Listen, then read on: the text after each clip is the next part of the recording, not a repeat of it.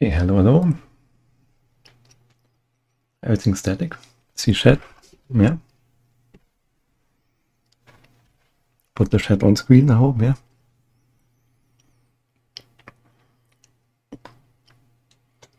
You type some more so we see if the chat runs out of space. But I think it should all be on screen. Hello, Nightrock.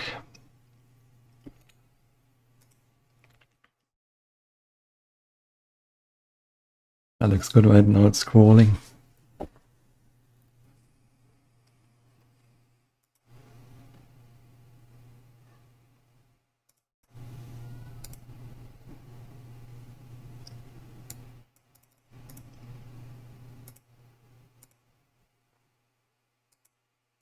No, this doesn't work. Okay.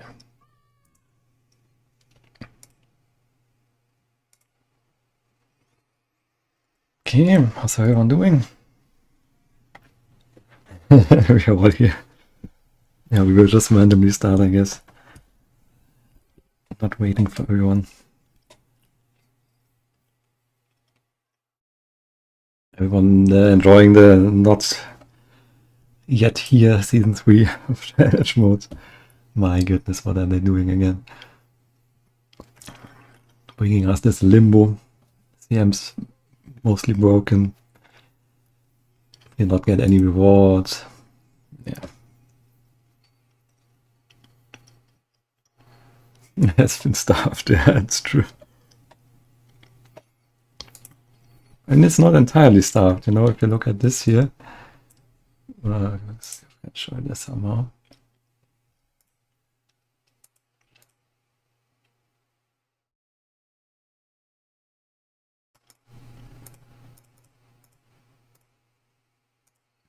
There, look at this. You know, what's this? Most recent run. Hello?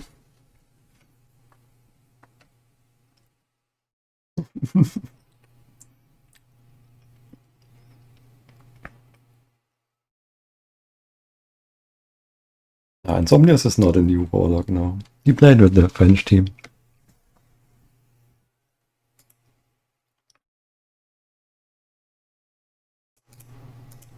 Like, where do we have this? Yeah, oh no, he didn't play with this one, okay. I thought he played Skullmans as well, but maybe in some other dungeon.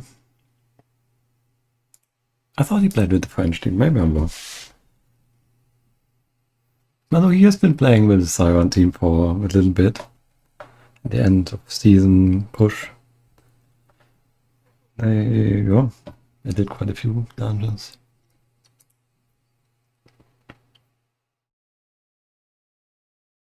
I believe he played Hunter as well at some point.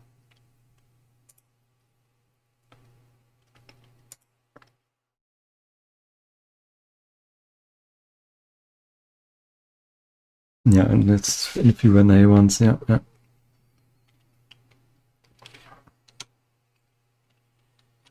I think what is interesting about this is more the lack of the mage.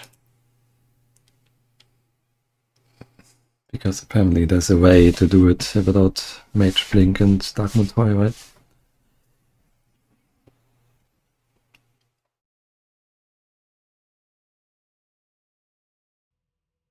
Okay.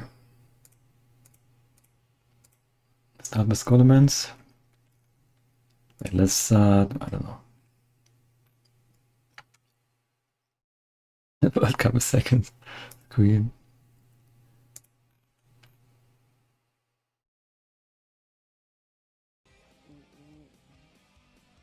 Is it our boy Insomniac? No, this is someone else.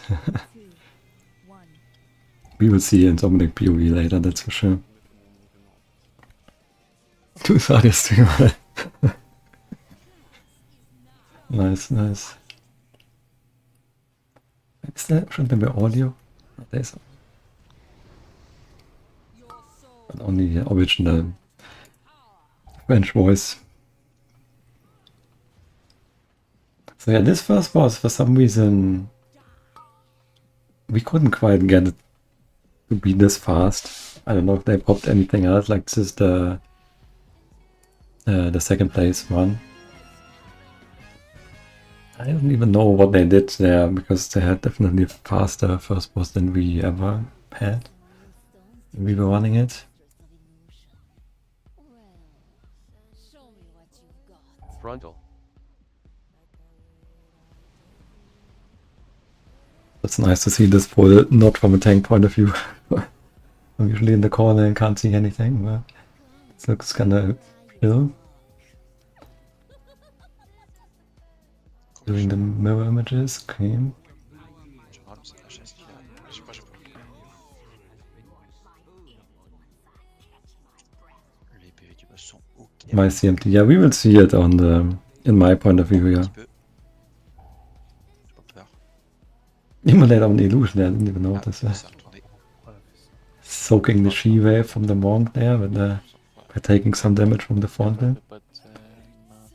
We love to see it. 5, 4, 3, This one was also quite nice. I got the ads pretty quickly. That 5 ads. I still don't know what causes it to be anywhere between 3 and 5 ads. Must be just patrol timing or something, but yeah, sometimes you get 5. This is lucky to get 5. You should see my mouse as well. 3, 2, Yeah, okay. 1. So getting 5 is good, and this kill time was also really nice for Battleground.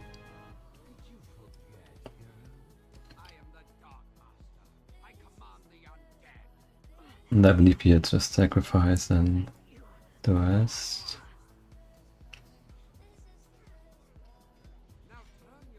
I didn't have a point of view for how to set up the Rain of Fire. I'm sure some people will be wondering how to pull the Bone Weavers out.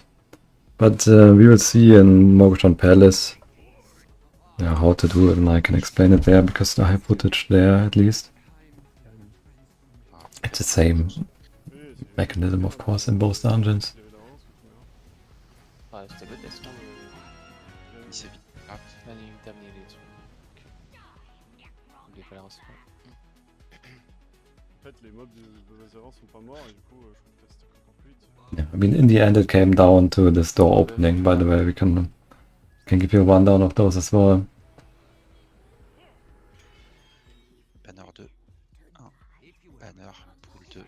1. Yeah, you have aiming. We have, like others, for us, the Better Wizard, he took screenshots, of like putting world marker, and then he put a screenshot, and then he saved it. So whenever we went to do Scholemans, he looked at the screenshot and then put the world marker again in the same spot, and then just use it on the world markers. So you would, like, I think he did it with like 2 precise Venifiers, so 2 Venifiers that are in between 2 mobs each. And then he has 2 more Venifiers that are a bit easier, but we just put it wherever, as long as you hit 1 mob each. Ah yeah, the door. I think this is the... So I have some footage here, I think. Is that this door? Yeah. How's the smooth? Yeah, it's not smooth, but you can maybe pop Bloodlust even if you still have it. Troll Racial helps, you have more haste.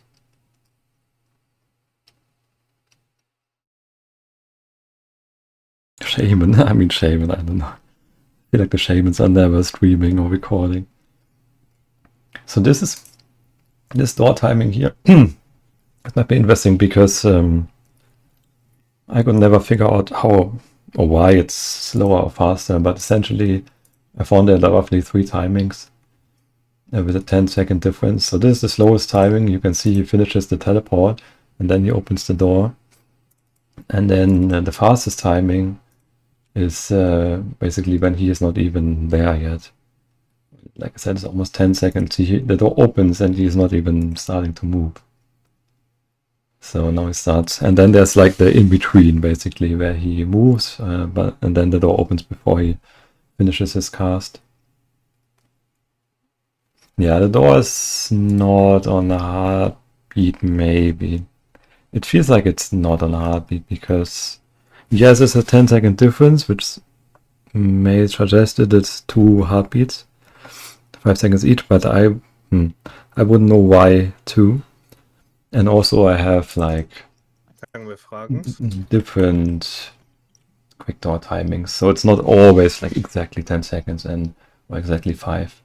It feels a bit more continuous, but in general there are like 3 timings. I feel like this was a fast timing. I'm not even sure what you guys had. Maybe a medium one. Let's see. This was a 3. Yeah, this is a medium timing where he is not quite finished yet. The door opens. What macros do we have tied to banner?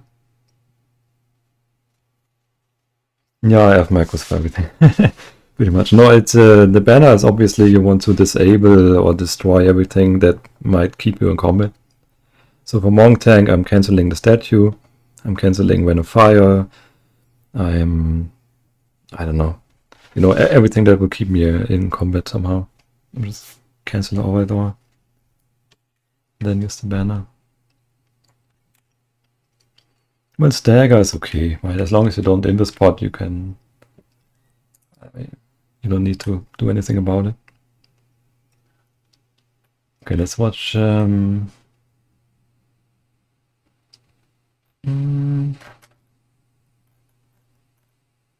That's my point of view. Why not the others? I wonder where the other people might have not uploaded it. I only have my point of view here. Can also explain a bit more. So how I do the opener is you have the pre-fortifying brew, right? I let this run out typically before I use anything. Sometimes I use elusive like 15 seconds. I obviously use it now, but generally try to let this run out, then do the elusive, then do the disarm. I also have mouse over disarm, which is extremely useful in this dungeon, I find. And then do the guard. You eventually get the she-wave to heal you up. And then we do a cap stun timing to stun them all for to prevent the stacks from rolling. And in here we have Hunter and Misdirect, the 2 candlestick mages on the right side. I think there are other ways of doing it, but this seems to be the easiest, right? Try to act with the middle pack. You have some targeting macro for Jandis. That's how I do it anyways. Targeting macro, always nice. Pull her in. And then here personal last, and then you just wait for the shaman. This was a funny pull because look at my HP, it's like, I'm not pressing anything here, Hellstone or whatever, you know, waiting for the shaman to do something about my HP. Not even close. But they're not using Hellstone for the next pull, that's quite important as well. And then obviously, in case you missed it, you do for this ability, right, one of stupidity, I do the avert harm. We want to keep diffuse magic for the next point. And you can see the POV is like basically nothing. I try to be in this corner so that I have orbs on the left that I can manually pick up. Right side orbs are automatically picked. And obviously whatever bone weavers are there somewhere are all facing away from the group. It doesn't get destroyed. And you can see how I sometimes go to the left when I feel like I need to pick something. And then here, when the stacks start rolling in, you have to be extremely careful. So 3 stacks is like, you get 3-shotted by pretty much anything at this point. You can see you're 4-shotted. So you have to be extremely careful, but you always want the stacks as well. So like, if you look at the Vengeance, like this pull, you know, I'm at 200k and like everything is dead. But now, the guys come in, the skeletons, the big guys, and there's only 4 mobs left at 230 with 3 stacks, and my vengeance still goes up. Like, you know, that's so crazy. 250k, yeah, 270k, 280k. Like, what the heck? It's only like 5 enemies, not even. Yeah. Yeah, the guy hits me, so I drop down quite a bit. I mean, this was almost perfect because I stun Vengeance is frozen because of Fronte, right? No one's hitting me. These are stunned. 270k frozen Vengeance, and then this guy's casting something random. Would almost manage to get the She-Wave off before the guy hits me, but not quite. To match your Bone Weaver splits in Season 1. I think we have one Warlock to full AoE and one Warlock to single target, and then the AoE Warlock pops Dark Soul, I believe. And the single target Warlock pops Dark Soul on the next boss on Battlecore with the Wire. Something like that. Yeah, you can also see a fat fingered armor pot. I don't know what happened there. That was not intentional. Yeah, then Battlecore. That was not the best Battlecore though. I can show another clip is a bit better. You can see I struggle to put the statue. Yeah, it's come kinda late with the consequence and they go in with the fuse.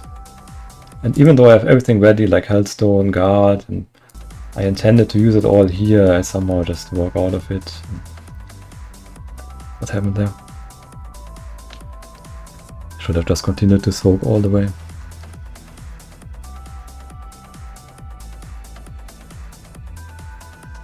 But we are lacking a bit of AoE, but one Breath of Fire to fix that. And then also here, in case you didn't know, you have to walk to the door to trigger Lillian Boss.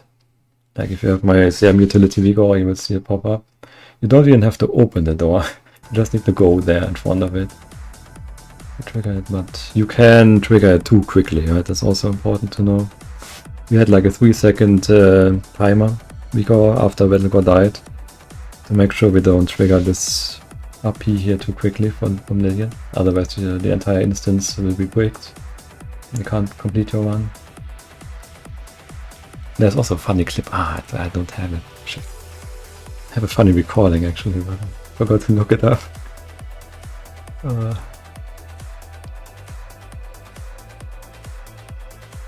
Yeah, and then you can see how we are behind, right? +3 on first boss, then only +4 after Battlecore, and I mean, Lillian was, we are now +6 for some reason.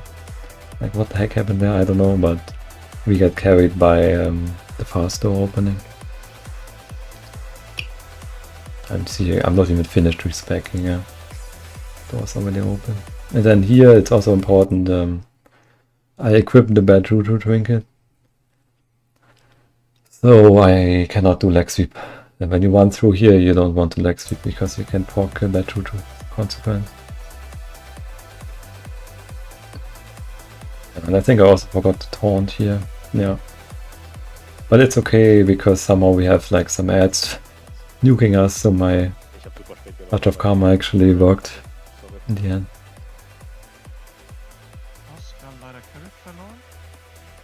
So, Fortune. Yeah, we also have Immolate on scores, which is not ideal. Just if I can taunt it and defuse it.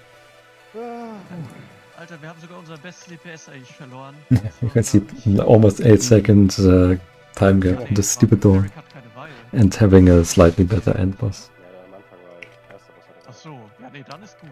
Scheiß auf den Boy. Yeah, that's crazy. Glaubt man gleich. Unless do you have your point of view of Scholo? I couldn't find it, I guess.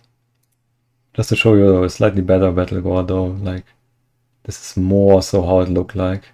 So first off, you cannot taunt the boss obviously, but you need taunt. But you can use both your speeds, so that's what I do, double roll. Get the thing, then put the statue there. Okay, there's also unlucky RNG, but you can get the fire here on this side. I got fire on opposite side again. But if you do the sequence quick enough, you can see how the bone spike is finished.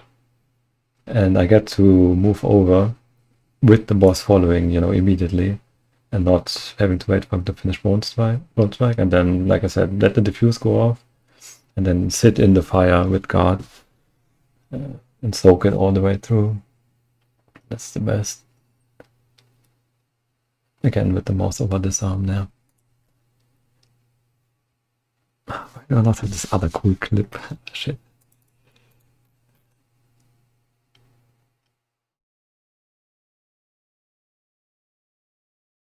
And then I have... Is this the entire wall? Why is this the entire wall? I don't know where you guys have it. I remember you guys had a lot of several locations where bone weavers came into the first boss room. This was the supposedly here. We don't know why it happened. Why you got bone weavers or candlestick mages. Not sure it's relevant in any way. Let's see, what was the best attempt here? Ah, here in the end, okay.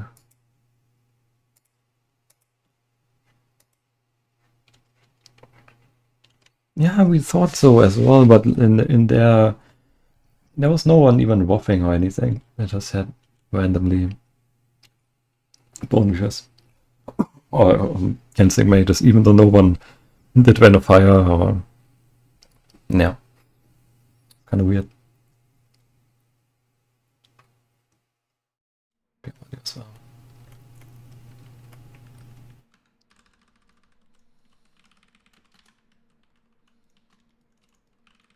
Everyone does this a little differently. Ah, this was even keeping one ad alive. That's also a trick here you can do to keep one ad. Just gives you more Vein of Fire and Fire Nova and stuff. That's also a bit risky. The Beer Workshop, I have it, yeah.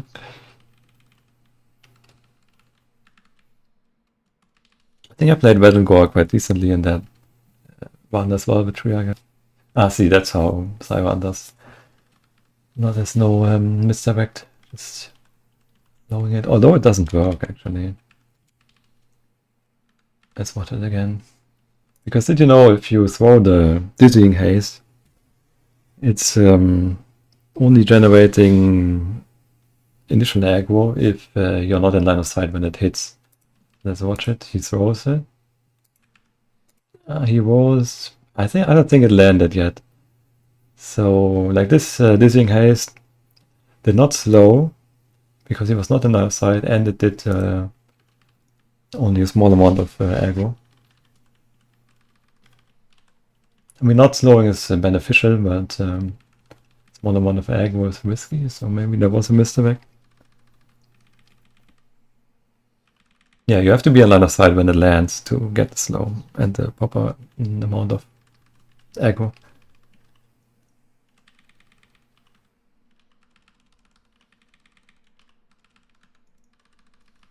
Front back one. Yeah, there's also a bit of back shots here from the candlestick mages on the right side, but okay. Take those, I guess. 4 stacks.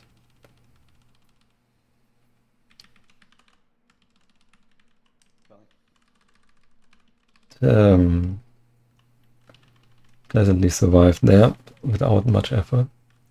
Even though it was 4 stacked, it should have been more risky. That's tragic.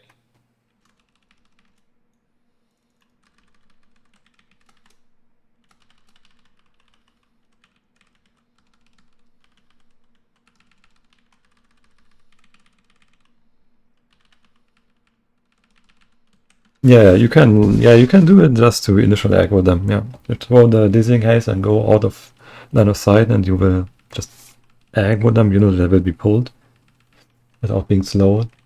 It's not bad. I usually just run in far enough. Yep, more here.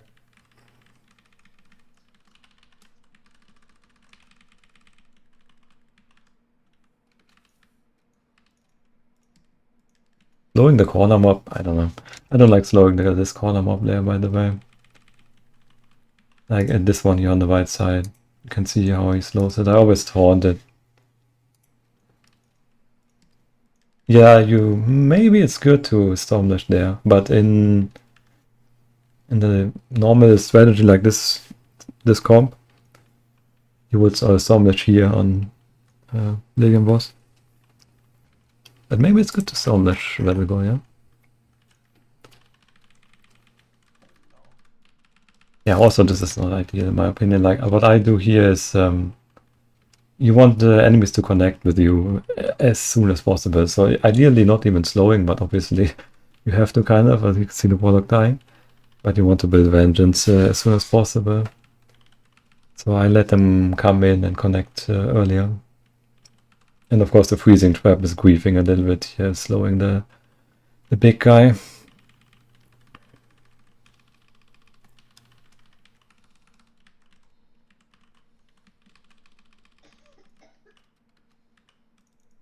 Domination on first, maybe.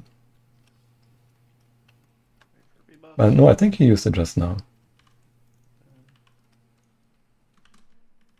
Yeah, this would be nice. Nightwalk. I never do it, even though I could. But yeah, I never really thought about it. Maybe land was a sandbox. Let's take another look here. Yeah, you can see I go in.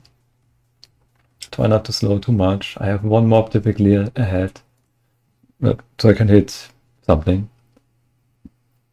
And I think I'm pop vial, and yeah, I'm switching, right? So if I had pop vial and then just focus it down, I think I could have managed to kill it before Lillian became active, yeah. To buff a few mobs. That's a good point.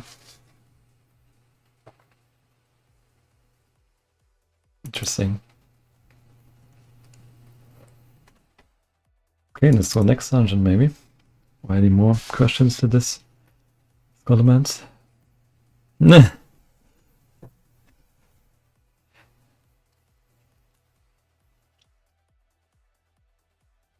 Trinket swap was also messed up. I was supposed to trinket swap after battle goal, but I think something went wrong. I'm in combat. Yeah, I press it. I'm in combat. No, I never draw combat somehow. It's douchey. Okay, let's go next. Gate. God, the gate is crazy, man.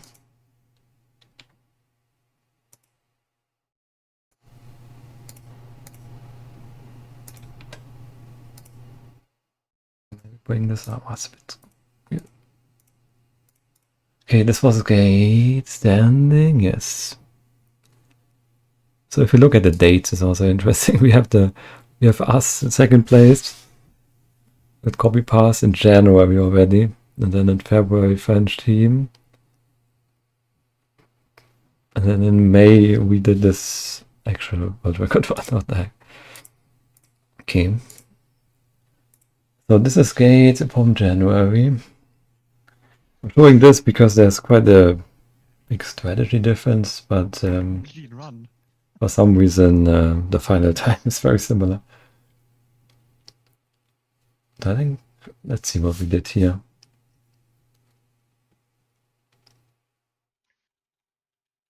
Yeah, I always throw like a dizzying haze in the entrance a bit.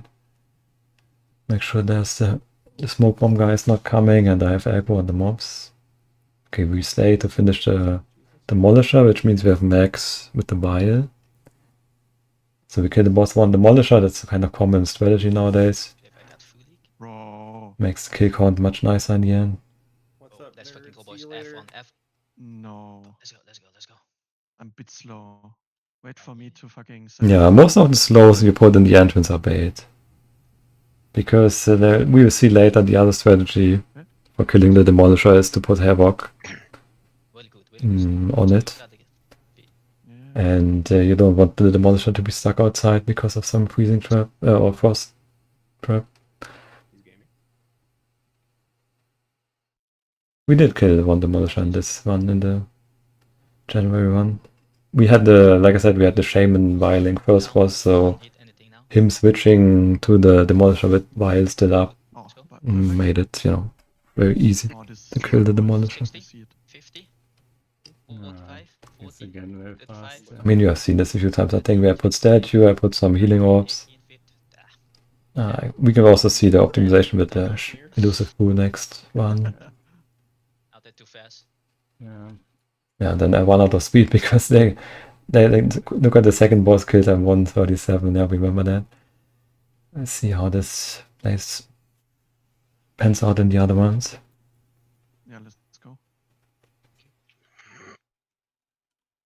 This wall is typically all about interrupting Gale Force to not be slowed, I can interrupt this. to collect orbs. I take Also, in case you had missed it, let's go back a bit. Yeah, that was a funny interaction here. Support as well. Well, I mean, funny, this was kind of... You have 3 of these wind blasts coming, right? I have no more fort crew or anything. No guard. Go fast. I'm at 100%, but 3 wind blasts, maybe even buffed, I'm not sure. They might be outside, but could have been buffed. Wind blast from the green stuff. Could, yeah, would be lethal here. Cannot. And you have like, you have to go like frame by frame almost to see that I pop Zen meditation here. And then it eats 1 hit. And then it's gone. Okay, it only 1 hit. Should have eaten more, no? You're fast. Cannot. It had 5. Okay, yeah, that's correct. It had 5. We have 3 come in. So it ate all 3. Yeah, and I don't lose any HP and it's gone. This is not the first time I did that, by the way. This season there was another one of these. I take the first one again. Yeah. Perfect. Pulling. Now you understand why they say it's AI assisted, yeah.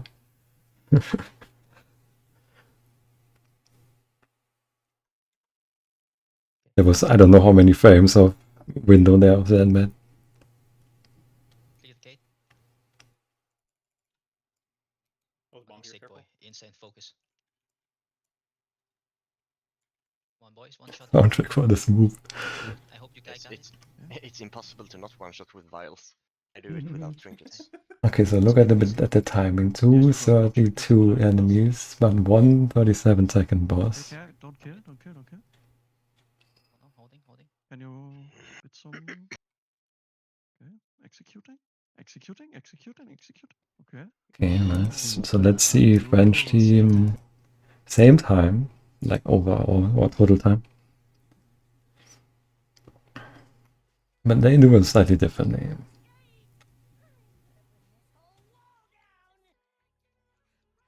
Yeah, both warlocks to weak spot, yeah. Okay, so they have the shaman not viling. They have the hunter in the corner there. Viling this boss. They take a bit more time. They have the demolisher come in, they finish it.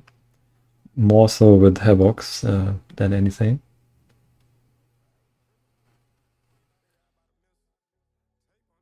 Yeah, I don't know why this is damage meters on that. I go through and he tries for the late banner yak combo.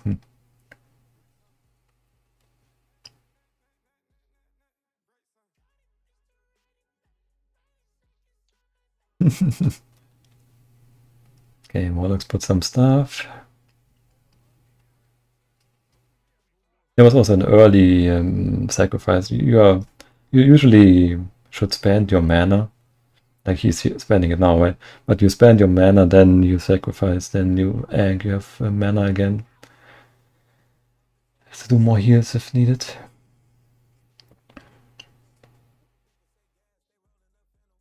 Sacrifice is for Bloodlust debuff, to remove Bloodlust debuff. And luckily in challenge modes the Aang cooldown is being reset when you start the challenge mode, so you can use Aang everyone. The attack on this one, yeah. We can also explain that one. But yeah, remember we had 137 second boss. This is a 12 seconds slower second boss, but the final time is gonna be the same.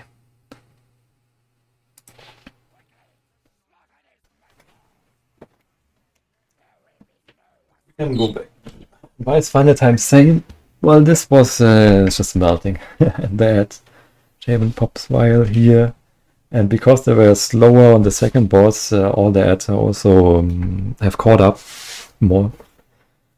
So they end up finishing the trash a lot quicker in the boss.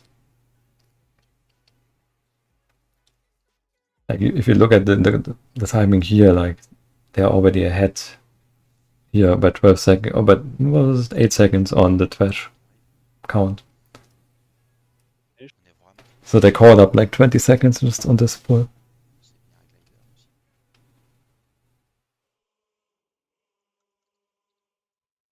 Okay, last boss. We can go second boss again, in case you didn't know how this works. So Warlock tanks the boss, or the pet. They do the pet tanking. We often did Warlock. I can show. And why do I not have any point of views on my team on this dungeon? What the heck? Okay, anyways, we pull the boss onto the elevator. You look at this timer down here where it says play time. I also recently added a timer for this ability to the CM utility week over.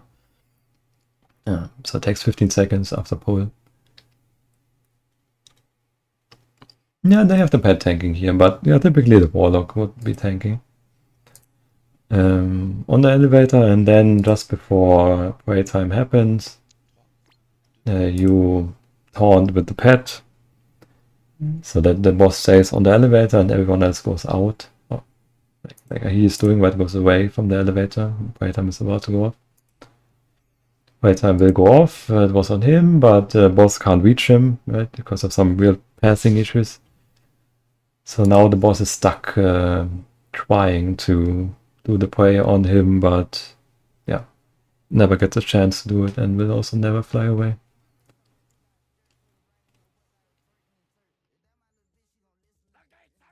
I think the season 2 NA Shadowpan 1 was much nicer though. 5, 4, 3, 2, 1. He won last gate. This is the world record run now. gesehen habe, hat er vor 2 oder 3 Tagen mit Nightrock halt Sam gespielt. You can see me also looking back, so what I do in the start in case you missed it here. I put target dummy, this is this icon there. I put target dummy here at the start and target one of these guys. Season 2 SPM was really good. Like when you executed the Season 1 strategy in Season 2, it was really clean one.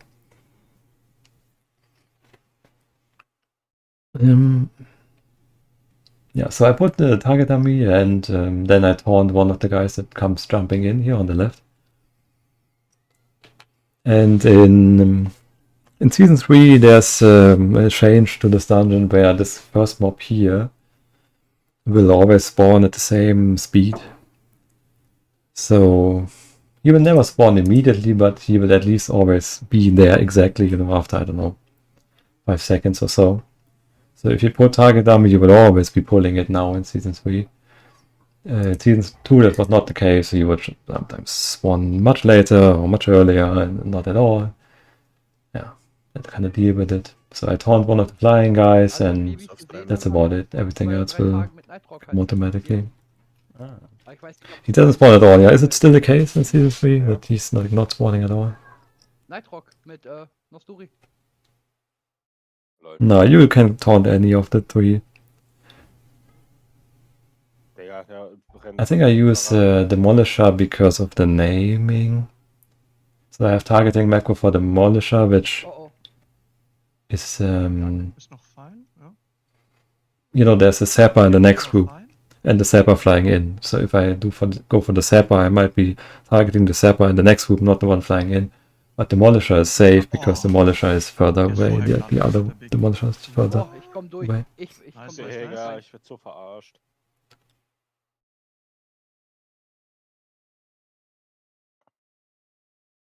Yeah, I mean, I don't know how much they fixed the Siren at this point. They did some patches.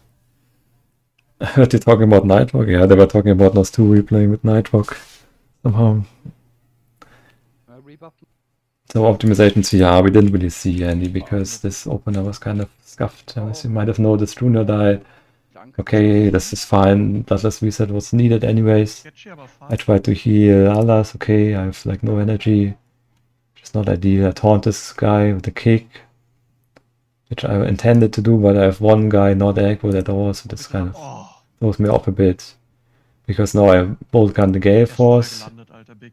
and then taunt Ich komm durch. the guy that was missing. I would have normally taunted the Windshaper after the bolt gun and then do another taunt on the Windshaper here on the bridge.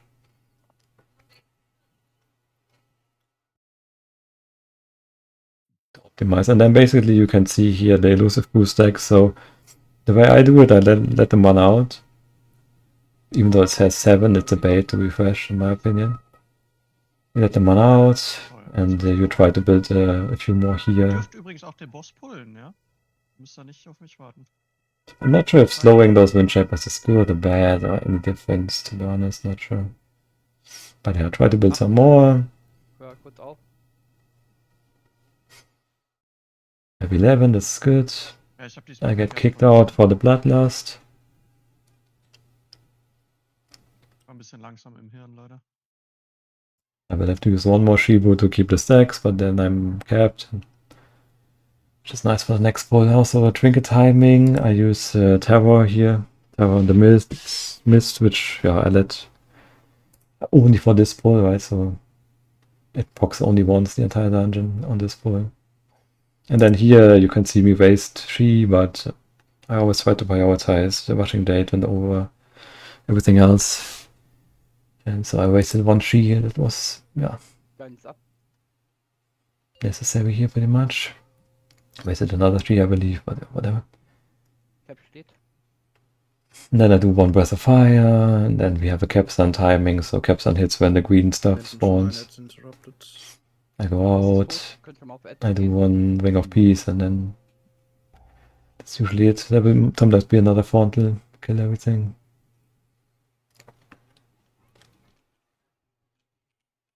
I'm sure there are better ways of doing it now, since we don't even get the second Fontal, but yeah.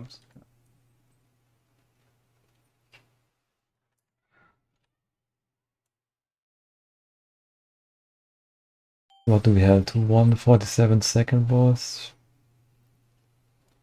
I think our ad cleanup was still slower than the French team even. We just had a faster end boss because we sent the warlocks to the end boss immediately. Like, they don't stay at the third boss whatsoever. Nice. Gott sei Dank. Jo! Alter. Eine Sekunde. We are quite happy because this dungeon is Perfekt. annoying. Eine Sekunde ist all we One thing you didn't see, Es hat ein Ende. 1 second is all we need is also something we said. Yeah. Dann One thing you guys didn't see. mit den Weil. Yeah, okay, here it is. We did something else as well at the start. So when everyone is ready, farming embers outside, they come in, we yak all the way down to the first boss, and we let ourselves get dismounted. hier mit den Caster wieder rein. And we have a week over that shows us when we will next get dismounted automatically. Mit einer genervten So everyone calibrates this week over by getting dismounted there. So now they have a timer ticking constantly. Tell them when they next get dismounted. And which means after the first boss they can use banner to yak, and they know, when to go indoors to the buildings and not get dismounted. What the fuck? Der Boy ist als erstes gekommen. And it ended up working almost perfectly, I feel like. I think Scorsese had some issue there once or twice, but it was maybe just a reload UI angle. Overall, I think this week over worked flawlessly. Wiese, aber anderem Level. Sweet spot, according to others, you can see he nitros this part, and then he extremes, I believe, and then he does it. Das ist der Run.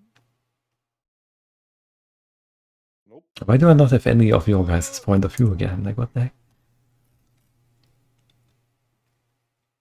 Yeah, we do it on the bridge as well, or they do it on the bridge as well, I think.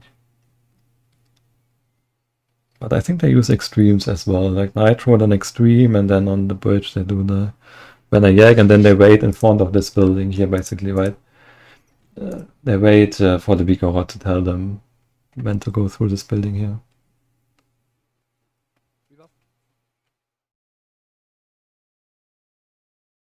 There was this nice clip here of Struyaga in the end of season. Whoop.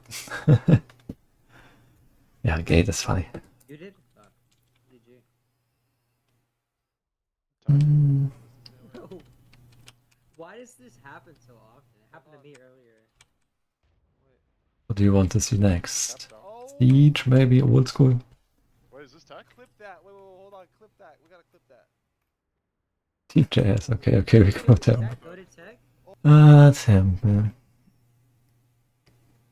I don't think I have all the point of views here either. Which tab? Do I have some? There's some temp action. Huh? It's alright. Seen often both. Yeah, and then we should be fine if Stöpsel, Bremse and you while last boss. Hmm. Yeah. Twiggy and me don't even go into many. I hear that. That's Mic off. Because 358. Oh, let's watch the 358. Okay. At least we see the left side.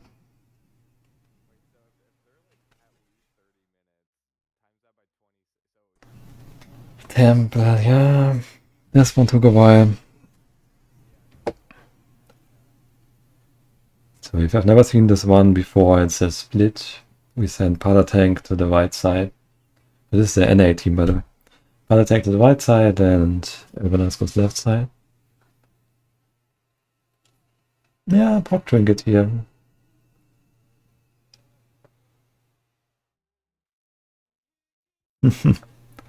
Left side. Okay, left side means we want to finish these guys as quickly as possible, obviously.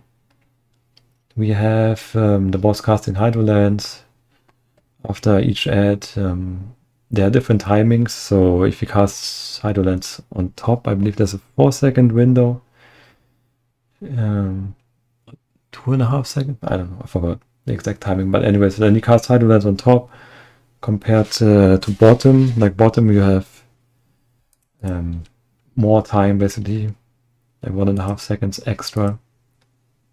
Where's that one here? Okay. Back from here. I was wondering why the skip didn't happen on the first set. Let's see this again. First I come in, one Hydrolands being casted. The idea is that you get 2 Hydrolands ideally, but this was not the first set.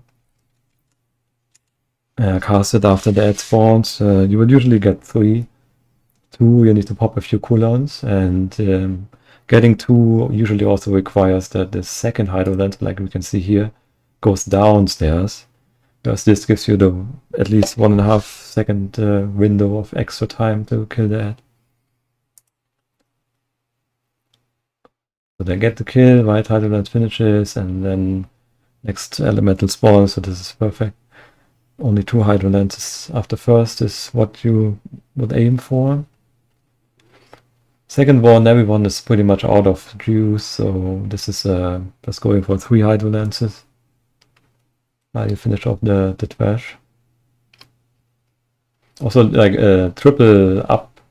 Like they had 3 Hydrolands on top. This is also perfect RNG. Because, like I said, the bottom one take longer. And since they're going for 3 Hydrolands, getting all 3 Hydrolands on top is the fastest you can get. I believe they got a 4th one though. Okay. Whatever. Okay, 1 Hydrolands on top. Third ad, you can do a bit of stuff on the third ad, which they are not doing. But you can try to go for skip on the third ad as well. Did get it. 1 Hydrolands bottom, that's not ideal. 3-1. Next ad. So this is last one with Bloodlust. We usually kick out the Monk tank. And everyone else gets Bloodlust. And then they have good RNG, like top side, bottom side, Hydrolands. Which is enough to skip, yeah. So that was almost ideal. I think they had 4 Hydrolands though on the second ad. That was not ideal. But the first and last one, each 2 Hydrolands is really good. And then yeah, some ad management here for the warlocks we can execute.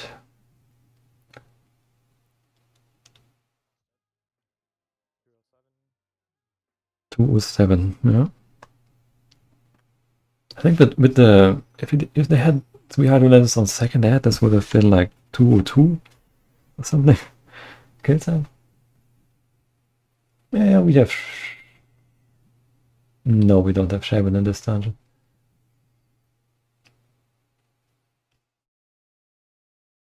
Yeah, this pull kind of annoying. You have a interrupt rotation. I guess we see it in the other point of view is a bit better. Obviously, want to interrupt all the debuffs that go off because they reduce damage done.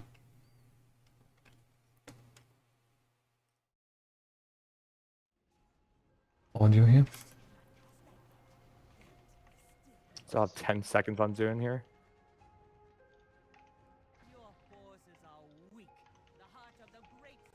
So they are wild on the Warlock, wild on the tank. Using Sven on the tank as well and Bloodlust. Warlock Bloodlust as well.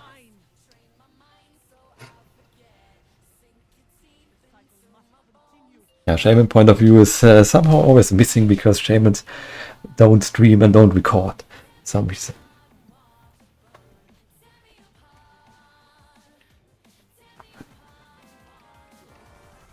Then running to the last boss, trying to CC I'll kind stun of it, I'll stun it. breaks. You guys just focus Okay, damage here. not ideal. I just interrupted. Yep, I saw my stun. The Imp Dispel comes in to dispel the best DPS player here.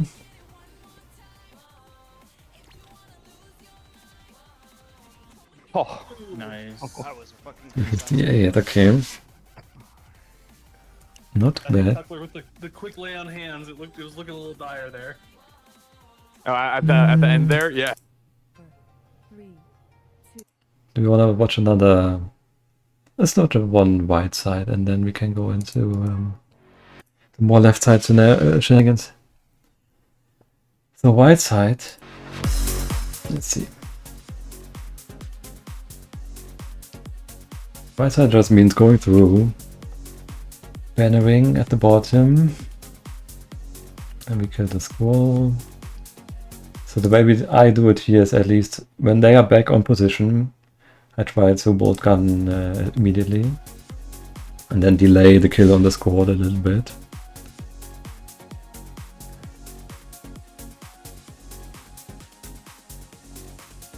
Yeah, obviously building some stacks, but it's not really relevant because we will just use Eternal Flame here, and it's such a weak one anyways. But yeah, building some stacks, using it. And then here we will bubble while everything comes in.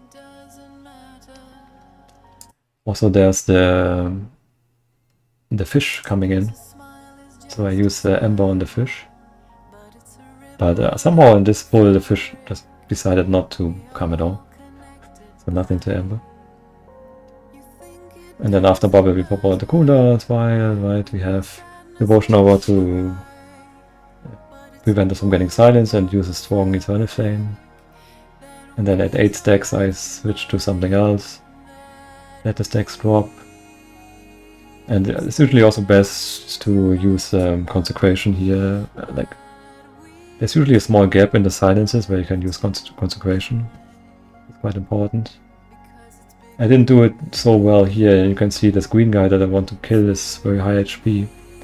Could have done a better job targeting him in the pull, so I'm kind of late. But yeah, this is basically it, right? So I kill all the lesser shards and one of the pandas. You have to make sure to kill this panda, by the way, the one with the J. Because the one with the X here, the Xang guy, he doesn't give any count. So you have to be careful. And I kill the panda because the panda is the highest DPS. Yeah, so I think it would be best though when I drop the stacks here at 8, I switch targets, right? I should switch to the panda, but I didn't have a targeting macro prepared, so kind of mess it up. Finish as before jumping? No. When you finish the boss ASAP, but you try to do AoE, right? As much as possible. On the normal one. No, you kill the squall as fast as possible in the normal one. But what we do in season 2 runs, we didn't even bother. We just, when you do a normal diamond run, we just kill the trash on top. And then someone just goes ahead and kills the scroll eventually. Like we purposefully have a small break after the AoE pull essentially. In normal diamond runs I find this much easier than dragging everything into the boss is too difficult. Okay, so then in case you missed it, I leave party. Kinda pixelated for some reason. I leave party because then when I re-enter I will be in my own challenge mode instance. And my own instance is of course not started, so I started, which resets all my cooldowns. I go to retribution, use the buff food. Also you want to buff stats here because when you re-enter the dungeon there will be a shaman giving you mastery. So you want to buff stats. Yeah, then I have this little timer here. This tells me basically when I can like re-enter the dungeon when the first boss is dead, yeah. When Wise Mario is dead. I'm a bit late on this timer here, as you can see. So I stun the guy, I use Inquisition. And then I use all my cooldowns. Build another 3 holy power, right? I have wings, I have everything used, and I reset the dungeon, because resetting the dungeon also reset cooldowns. At least abilities, 2 or more minutes. So yeah, you can see I popped a bunch of stuff, reset the dungeon again, go out. And then I can go in. I'm kinda late on the in. And yeah, I'm back in. I pop some speed. Oh, the pixelation is glorious. And yeah, I have wings running, I have Holy Avenger running for this pull, which is quite nice. And then we do our interrupt rotation. So interrupt is you use the Cobalt Frag Bomb, you use the high-powered bolt gun, and of course Arcane Torrent, and you can use Blinding Light as well if needed.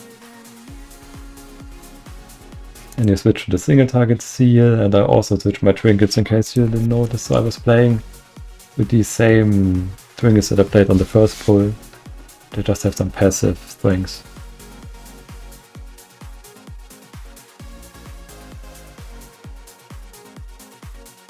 And then we switch to RPPM. I also have like different gear sets because this RPPM trinket gives hit. Ah, this is another thing I didn't mention. With the hit. Maybe I won't mention it. When we came up with this originally, we didn't know you could just zone it a separate version of, yeah.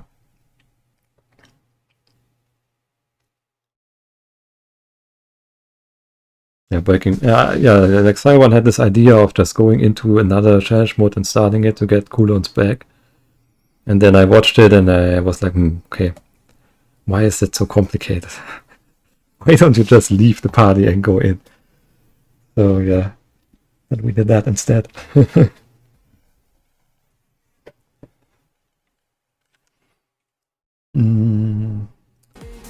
Okay, so we have the boss. I think that's nothing too crazy, but the only small optimization I do here is the glider.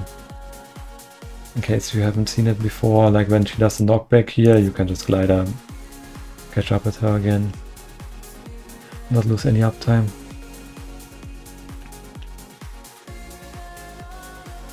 And then here I try to get stacks from this trinket.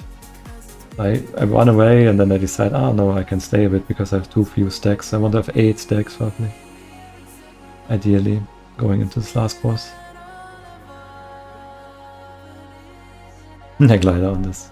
Also here on the last boss it's important, you need to watch the frames a bit because you can see how it says dead, but this guy is still alive.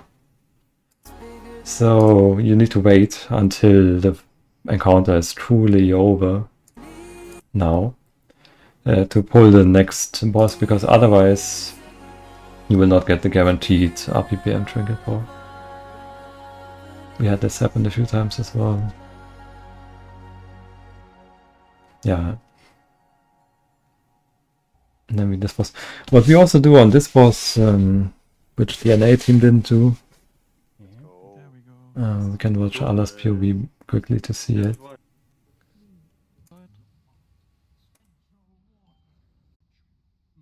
Yeah, maybe two things in Allah's POV. First off, is it the best one? Raus, wenn du kannst, bitte. First off, we are using the pork trinkets, the old ones, not RPPM, Weil wir die Ads halt immer. because you can line them up quite nicely. So they pork on the first ad, Jetzt and on the third ad, and then on the boss.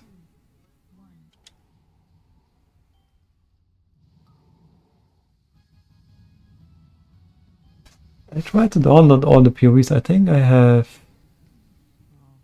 ja, der Trace. Carrick. Aber trotzdem gute Zeit. On the 23rd, maybe. Like next week should start. Next season. Carrick Scouters. Mein Gott, die Ads sind. Right, okay, so we have proc doing, as you can see, they line up kind of nicely. He has it again on the boss. He couldn't proc one of them as early as he wanted to, so it wasn't ideal. Yeah, the sacrifice here also very nice, right? Come back, and then you can do Red of Fire and immediately get Ember.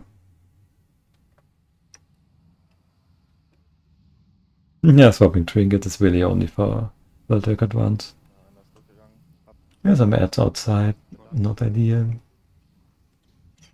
Okay, what I wanted to show is we pop Sven here, and the way we do it is in this second phase, Sven is on follow, as you can see.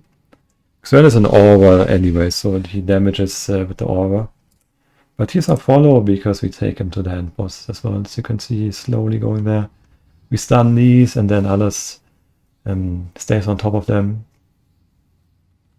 And so you can see Sven is at the boss, and then we AoE fear everything. Since the Warlock is kind of out of damage here for this end boss anyways, we just decided, okay, the 500k damage that Sven does is worth it to have Alice do all this. Das hat wieder jemand gesagt. Sehr schön. Yeah, you need to kill the green nameplates, right? So you can. This is this icon here. The sword is from CM utility Vigor. So you need to kill the ones with the sword icon and all the leather shards. Yeah, only the two patrolling big guys are not needed to spawn the boss.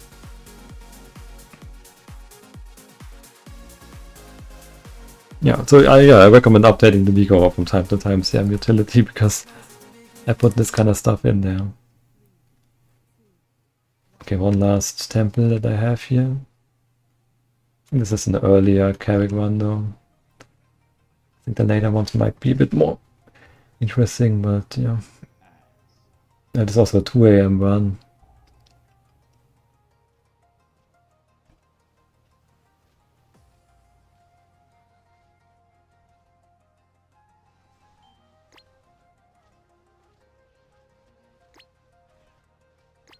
Yeah, there's also another funnel you can do. Might be even be in this one.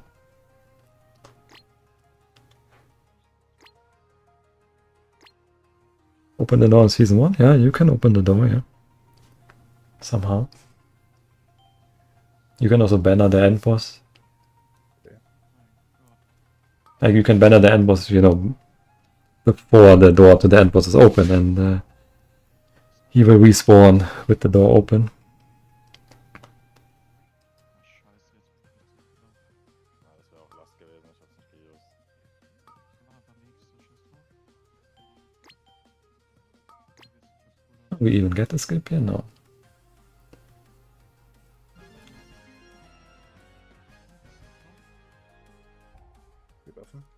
Little kicking of the tank for Bloodlust.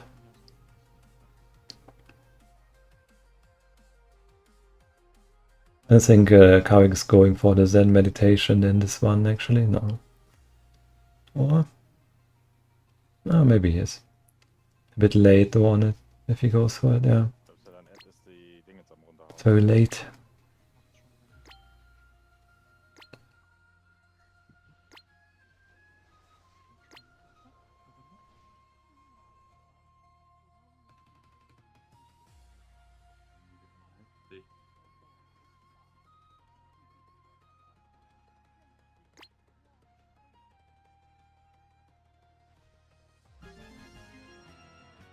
Monastery? Yeah, you can tell it again when we get there, because I don't know what talking about. This ball is also such a mess. So he pops the fuse early, okay, and then tries to go here. And we also do this slightly differently because we don't use the leg sweep early. We try to face tank everything as long as possible, because that's like almost 60 or 70k vengeance difference between Karik and the Kagler in this board. Simply by not stunning early. And then it's Breath of Fire spamming, and you get End of Sacrifice and so on to survive.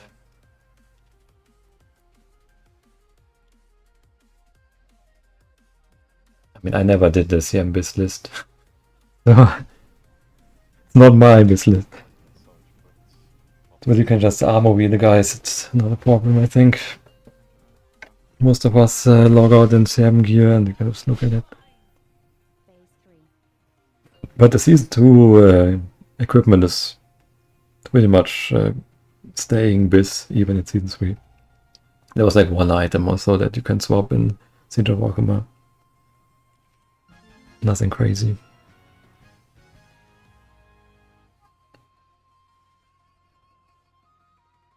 Yeah, that's it. We also tanked the boss in the center. I don't know why the US team always moved the boss into the corner there. For no reason. Just tank it where it is. Okay, I left one secret out, but you guys maybe figure it out yourself eventually. Let's go to the next dungeon. Maybe we can go to this monastery that you're talking about. Which monastery is it?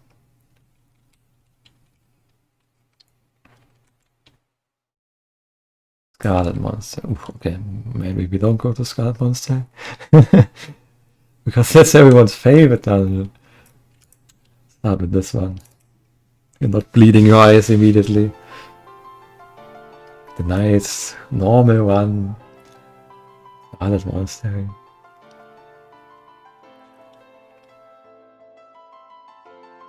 First boss was kind of a mess in this attempt.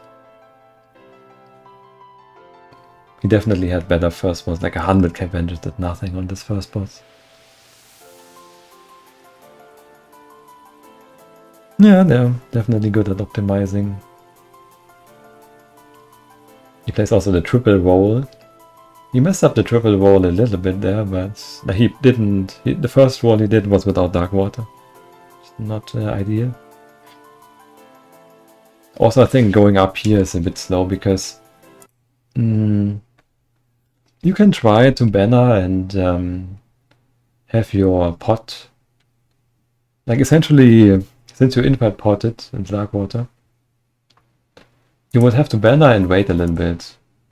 And he is bannering and waiting. But his pot cooldown, I think, didn't start ticking. So, I'm not even sure it's worth it. He might have just taken the shorter path and horned immediately.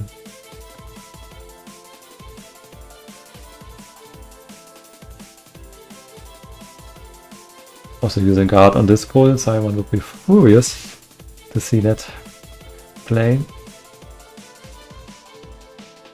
But it works out. When you use it early enough, you typically get it ready again here when you need it.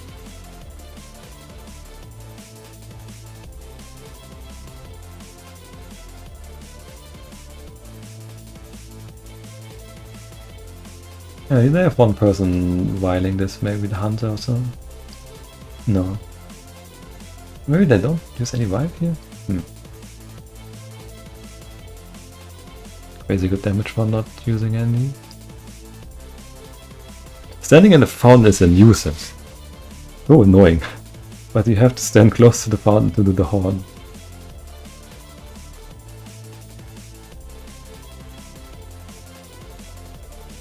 You pull the rend outside, triggers all the ads to run out. Aha.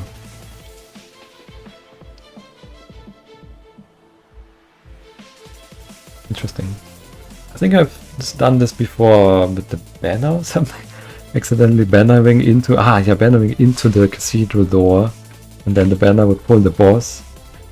Then the boss reset, but still all the mobs would come running at you. Oh yeah.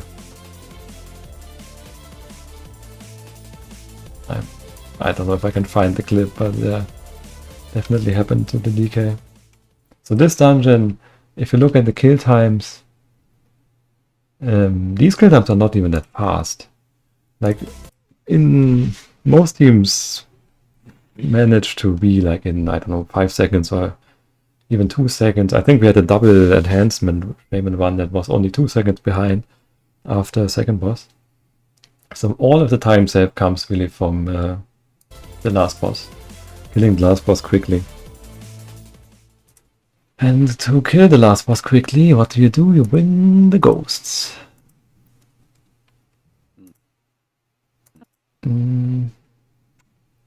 Because ghosts, they do a lot of single target damage.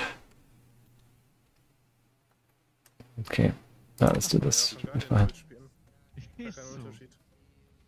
I know Sion doesn't want to see more than one DK run, so I hope this is the best point of view. Maybe not. No, it's not the best point of view, come on. This is the best point of view. Kann man ja auch schon Guardian Druid spielen. Gar kein Unterschied. Boss has the best brightness setting and UI. Easier to see, so the DK threat, yeah. You might have seen it in Season 1, there's a lot that goes into it. I don't want to explain everything, but essentially we start a duel, like we have 4 DKs, so 2 DKs duel each other, and the other 2 duel each other as well. Mind control, one of the ghosts, so we have 4 ghosts mind controlled, right? Since you are in a duel, you can attack the ghosts from your duel partner, and you can keep stacking it up. So every damage you do makes it stack up. At least damage you do every 200 milliseconds is 1 stack. And then for each stack, the ghost will hit faster, will do more damage, but move slower. So you can see they also increase in size. So basically, you stack them up as quickly as possible by using haste items, haste like weapons, like low level haste weapons that do no damage, spamming, I don't know, all your single rune cost abilities. You will also have to death coil from time to time so that your ghost stays alive. You can use the engineering glove rocket. You will see him use this rocket here, this one, which is also a dot that ticks every second, I believe, or even faster. Or death and decay, which ticks every second. You do everything possible to stack them up as quickly as possible, and you can see he is at 62 stacks. The other DKs are at 60 roughly. And the ghosts are so large as well, they have a large hitbox now because of their size. You can grip them quite easily. So they're all being gripped over here while I pull some mobs out. And then you attack the mobs. It's important because you're in a duel. You have to be careful not to attack your duel partner with the ghost. You want to attack only the mobs. We had some targeting macros for that as well. And then we forfeit the duel here, right? So it's like 2 of the DKs, if you watch closely. We have basically 2 DKs here that help a bit with the cleanup, and the other 2 DKs run ahead, they do the forfeit. Forfeit animation takes a bit of time, so these 2 people run ahead, so the forfeit animation can happen. And then we have Bolt Hammer. So the important part is, as long as your ghost is trying to attack something, or you are in combat, the ghost will keep its stacks. So you can see it has 100 stacks and it tries to attack something, but it also has basically no movement speed anymore at 100 stacks, so it's never gonna hit this mob, but it's trying to, and that's important for it to keep stacks. And then, because these ghosts have no movement speed anymore, what we do is you get on a yak, because when you're on a yak, it doesn't matter. Pets will always catch up with you, no matter what. So getting on the egg means the pets will catch up. But we have to be in combat on the egg. So what we do is we put a target dummy in front of us. You can see again the demon icon there. So put the target dummy. So see some nameplates here, target dummy, to aggro these guys onto the target dummy, which puts you in combat. But you can still use the egg in the same macro. Right? Because target dummy is like a totem, it will not put you in combat immediately. You can still use the egg. So he's in combat, he's on the egg. Perfect. Ghost keeps the stack. So Ghost will have like very high speed now.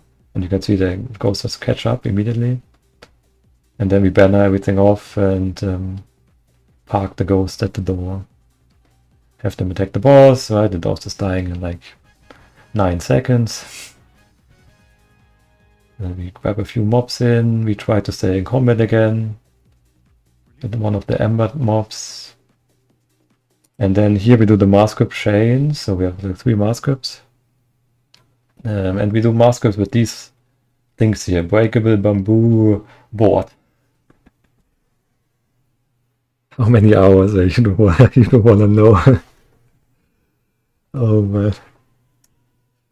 Yeah, this is the craziest for sure. Most technical dungeon probably. Maybe Siege is also very technical, but this one is, yeah.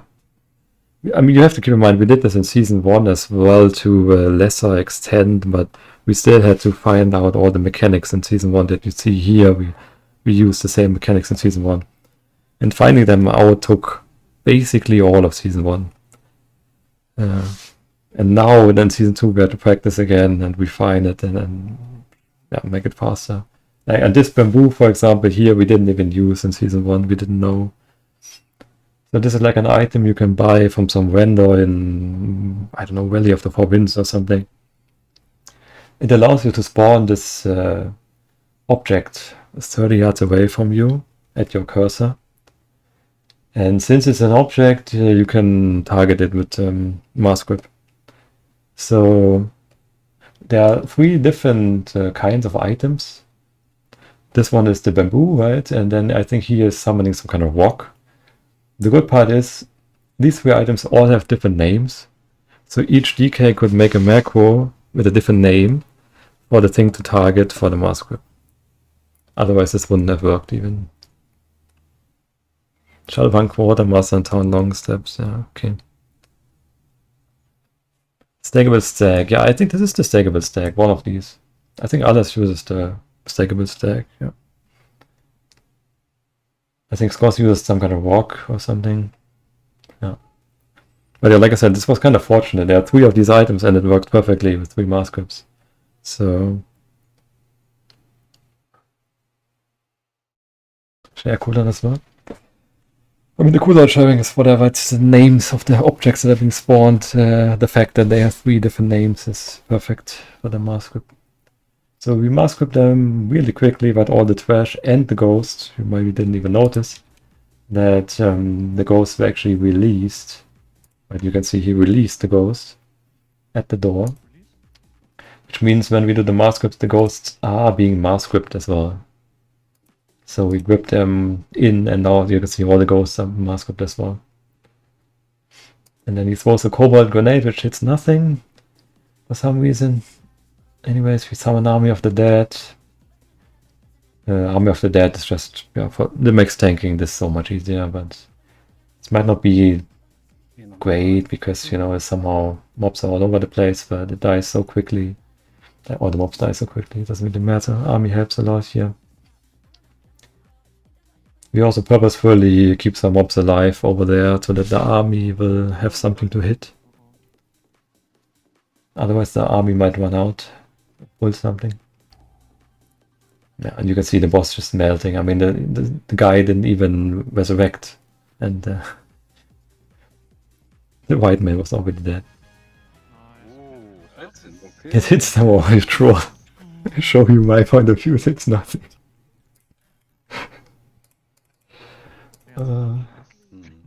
Yeah, that was the DK point of view. We can watch my point of view. I hope that's fine.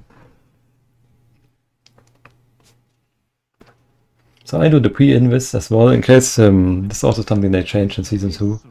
So they made it so that in this pot, the new one, and the old one with the long duration, and the platinum pot cannot be used before the dungeon starts, but the old lesser invisibility one can, for some reason.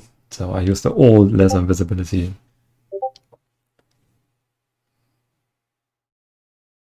Brauchen wir doch den DK-Tank. It's in it, Andy. You will see its cost in the song. Trust me. It hit one mob, I believe. Wieder aus Zerrento. Okay, Das war first was pull. DK-Tank hier viable macht. That's maybe also interesting. I put no statue because everyone is in a duel. I cannot heal anyone with a statue.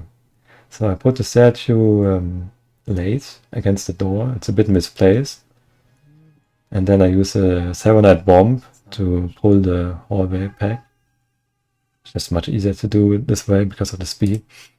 Yeah, and the statue is only, again, they're all in duel, so statue does nothing, but I can AoE taunt with the statue. Which is quite helpful because these ghosts do so much damage and generate so much aggro. There's no way I can really, over aggro them otherwise. Mein Boy So I used the statue taunt. And here I try to dismount as quickly as possible so I can AoE aggro a bit.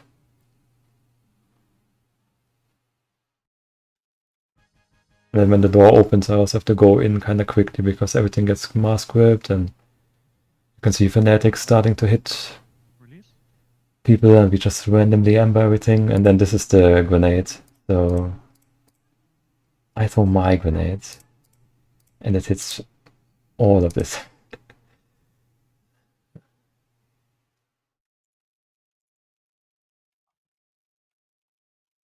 Yeah, I also clash. This clash is kind of funny because I think Alice was a bit late on the mind control here again, and I end up clashing his ghost because three of them are controlled and I'm clashing, so I'm actually clashing Alice ghost. So Alice ghost is a bit stunned. It's not such a big deal, but yeah. And here we try to hide. I taunt a bit too early in this attempt as well, so usually if you taunt the white main just white, she will be in range for the ghost. She was just out of range, so the ghost couldn't hit. It took us like 2-second time loss. Oh.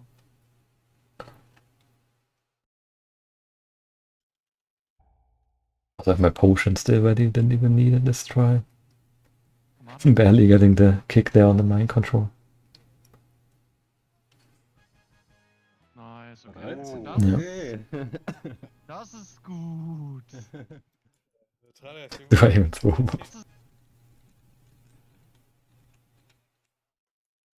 Release? Not throwing the bomb. No, okay. Heh. Maybe there was a different try? You're right, I don't throw the bomb. Lie. I was so sure that your bomb didn't hit. There was definitely a try where your bomb didn't hit. That's why I always throw the bomb as well. What the heck? Da. Let me see. No, I didn't throw it here either. Gezeigt hat, einen Markcode bekommen. I didn't throw it here either. Manuell auf den zweiten. No, okay. I mean, you were assigned to throw the grenade, so I guess you did your job correctly.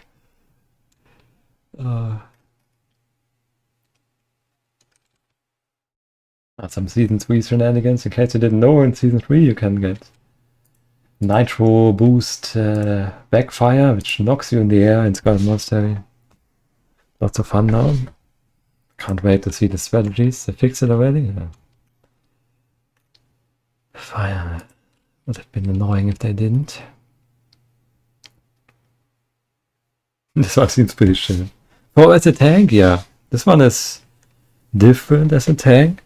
And it is still quite a bit hectic, right? You can, we saw some of the quick movement there and surviving second boss and then so on. But it is a bit simpler, yeah. You will have to forego some of the things you learned though as a tank. Like, I don't know, you would put Tiger Palm or something. You don't really need the Tiger Palm because your damage is so low. And you need every global to AoE aggro pretty much. Like, you need, yeah, build as much AoE aggro. That's a bit of a difference there. Okay, Siege, I guess. I have a Shaman point of view in Siege, so that's one dungeon we can see Shaman.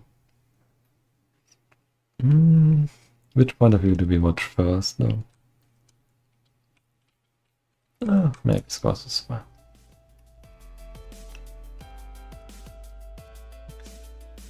Hunter point of view? I don't have Hunter point of view.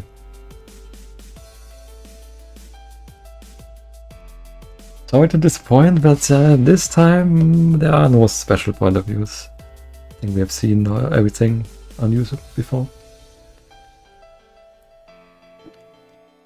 Nah, I don't think it's getting fixed.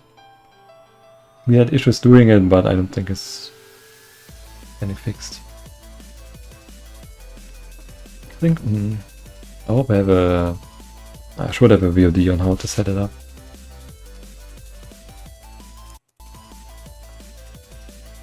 So, what did we miss? First big pull.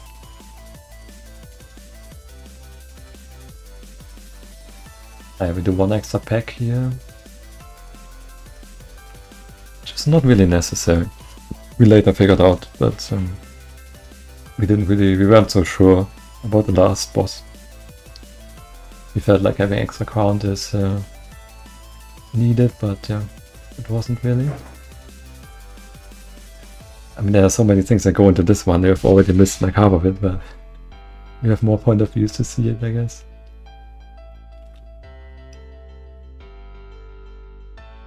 Priest doing the flakes, that's kind of normal even for diamond runs, right? Healer is typically doing the flake management.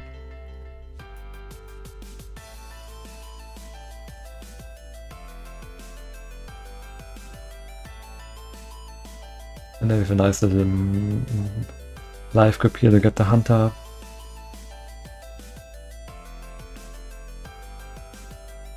I will explain why this is necessary there when we watch the Warlock point of view.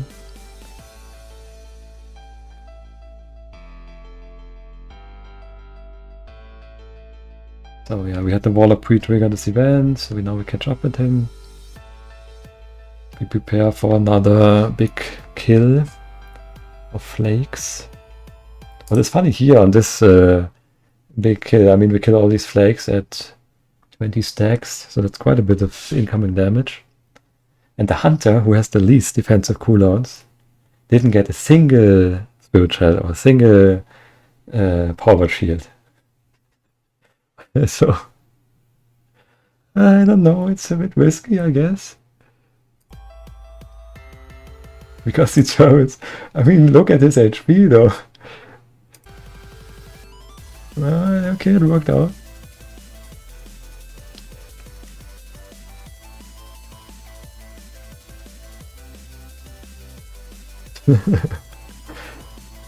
It's all calculated, I guess, but we have had Hunter die there a few times.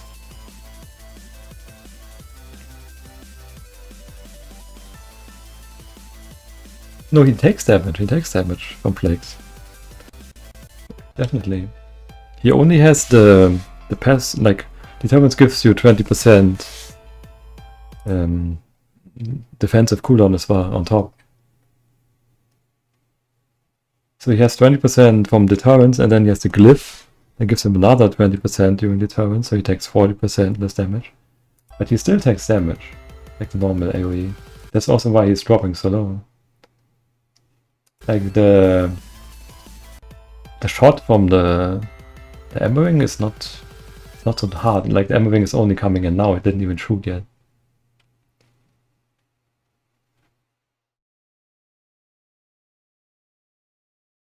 Yeah, I think it's not 30%, it's 20, I think. 20% and then plus 20 with the glyph. But it's not the Embering hitting him, it's really only the explosions from the flakes. Which is also why he uses it on the first pull. Well, I guess of course makes sense. Yeah. Either way. Yeah, we will see my point of view while to see the diffuse. Yeah, flakes explode for AoE shadow damage.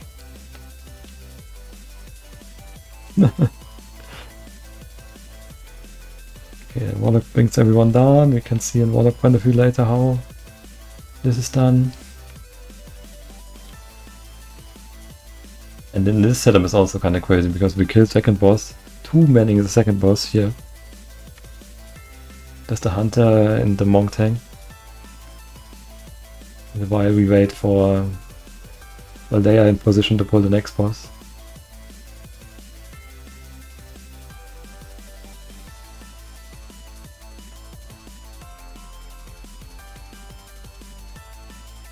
We pull everything into this corner because we attack from on top. But, yeah.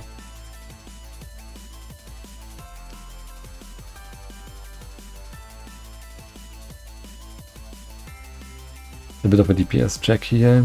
Kill the boss before advance too far away. Kill the final flake and grab the hunter down.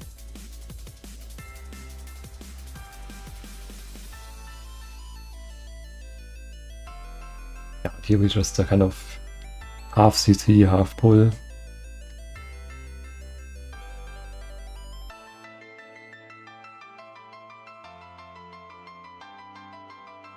Blasting the ads. Yeah, this boss is also like, as a tank, I don't even go to the boss, yeah. Maybe let's watch, I don't know, Anna's point of view, or maybe my point of view. Then we can do Anna's, see the setup and everything. Okay, first of all, trinket wise, I use 2-minute cooldown trinkets here. This is a strength trinket, by the way, box 5k haste. Kick the first mob, I put statue roughly there. Because later I do statue taunt. I was actually not in line of sight of the statue or something. But I statue taunt them when they walk past the first group. Bring them in. Then we have a bit of Arcane Torrent rotation here against the shields. And of course diffuse magic, because yeah, these flakes exploding for nature damage, I believe, not shadow damage. Either way. They definitely explode for magic damage, so I pop diffuse. But you can see also deterrence there from the hunter. We cannot really use any other defenses here, so this pull is always kind of sketchy. We cannot use anything else because it will not be ready for the next one.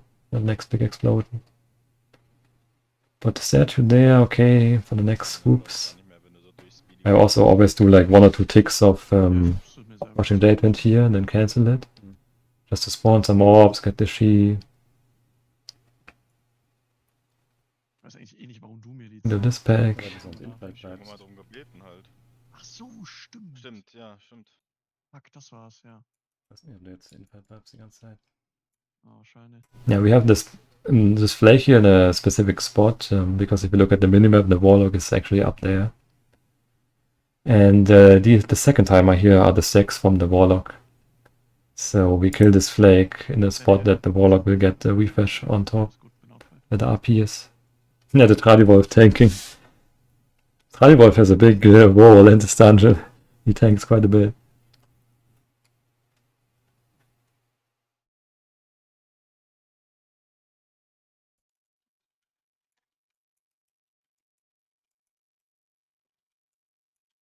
Yeah, Hunter, I don't know. I think it's not blocking it entirely, but we can test it again, I guess, this season. Yeah, we actually have the Hunter left behind in case you miss it as well. So the Tradiwolf has another purpose, right? He's tanking this, and then he's turning around and taunts another flake. And then the Hunter stays behind. The Hunter stays behind for the Warlock, because you can see the timer here running.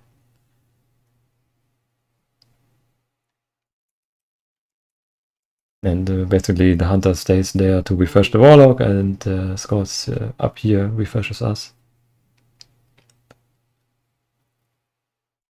And now we are slightly desynced, but it's not too bad. We want to be as synced as possible here to make the next refresh a bit more straightforward. Yeah, we will see more next, I guess. Yeah, we break the door, and door's already broken actually. Then we refresh here, now we are back on synchronized timings with the warlock.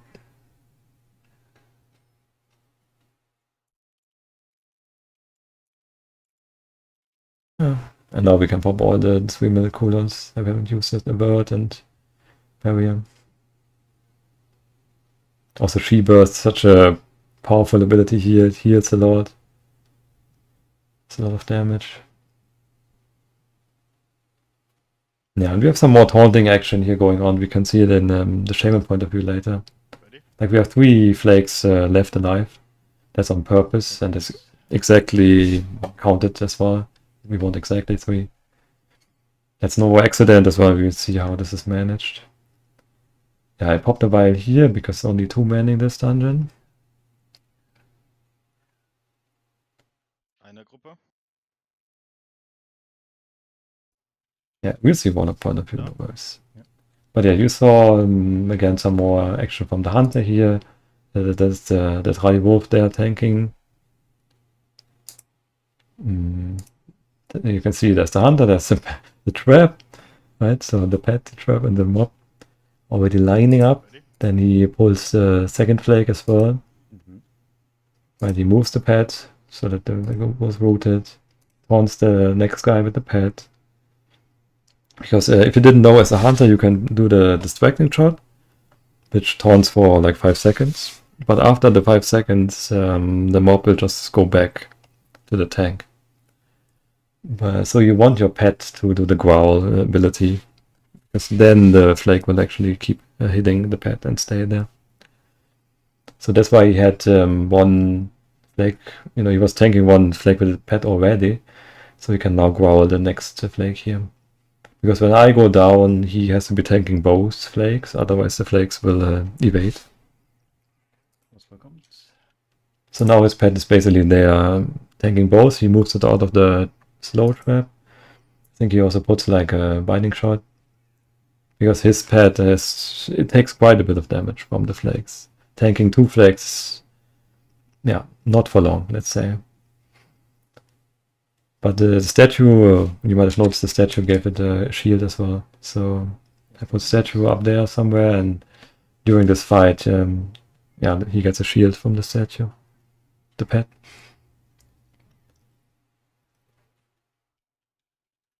And then when I go back up, I immediately taunt one of the flakes. Eine Gruppe. So now his pet is tanking only 1. Bin da.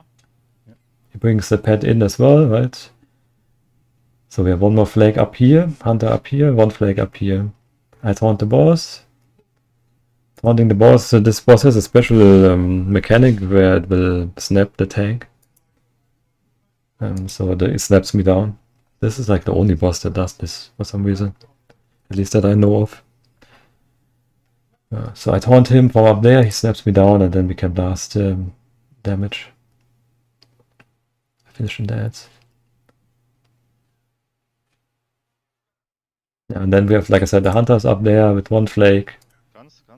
The hunter kills the flake, and then we go script, and then we go.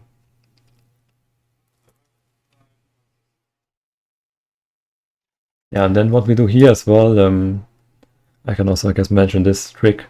So the way this ability works from the builder, you can see they cast this Hurl Brick ability, yeah, this one. The way it works is, when the cast finishes, you want to be next to the mob. Because if you are, then they will start moving. They'll start following you. But there's another trick you can do if you engage them, like this. And you throw a grenade or some disorient effect to interrupt the cast. And then stay next to them when the disorient breaks. Like in this case. They will immediately start running. And you can do it. So yeah, I do the same again. So I pull these 3 mobs and they immediately start running without much delay. So we have a big stack of mobs, way more than we need here. Let's kill them all. Kill den Boss. Okay, alles Point of Nice. view. Warlock setup. I don't really see the setup. Do we have something where we see the setup? White, so. No, this is not really the setup either.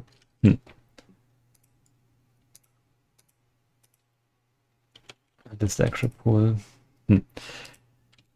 Anyways, I think you guys know how to do the RP reset, but I can maybe explain it while you see his one. So the way he does it, he goes from the right side, jumps up this little thing on the wall, puts down the demonic circle, goes back down and pops something that makes him larger. So he is using the drinking horn from archaeology. You need to have a larger size for this trick to work. But you need to use the enlargement after you jump back down. So then he helps us with the pull.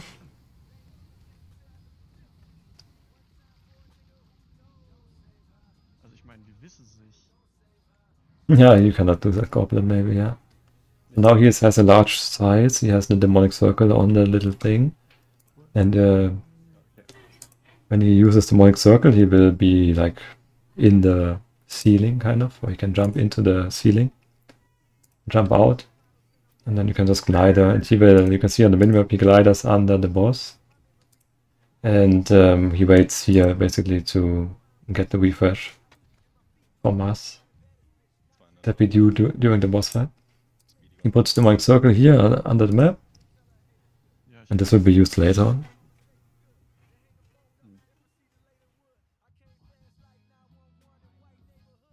Yeah, and then we kill the boss kinda late, so the yak is a bit late here. Aber die sonst Infall bleiben. And then he goes to the special spot over here. Fuck, das war's, ja. Basically this spot we will use to refresh him. Not quite this spot, but he's being nice and moves as far as possible to us, and we kill the flake downstairs. And because it's World of Warcraft, there's no Z-axis limitation. Yeah, he gets the stack even up here. Wahrscheinlich. Ready, ready? Oh, sorry. And he opens the gate already.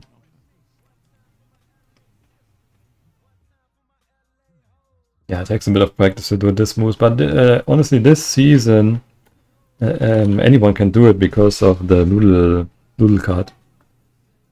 Like every class can do this trick now with the noodle card, and it's even easier. Yeah, then he goes here because this wooden plank, like if he goes beyond the wooden plank, the RP will reset. So he stays on it. Ready? And then this is basically where the hunter refreshes him downstairs. So he maintains his stacks as well. The maintaining the stacks on the wall is also the main differentiating factor in this one, I feel like. Well, and the third boss maybe as well, doing the third boss with the snap. Like those two things, I believe, are things that the other teams never did. Yeah, he also has very specific timings on when to pop his absorb, when to switch his trinkets. Like he swapped trinkets here, for example, yeah, Alchemy Stone and the other one. He's basically also not attacking anything, although this doesn't really matter, he could attack. He goes into this corner, banner yak. Going in the corner is also important, by the way, because these bombardments from Ember Ring, they can only target players that are in line of sight. And behind this walk, he's not in line of sight, so he will never get targeted by a bombardment. Then he has the priest and the shaman come in and teleports them down with the demonic circle he placed earlier. And they yak against the wall because I killed this flake, right? The moon flake.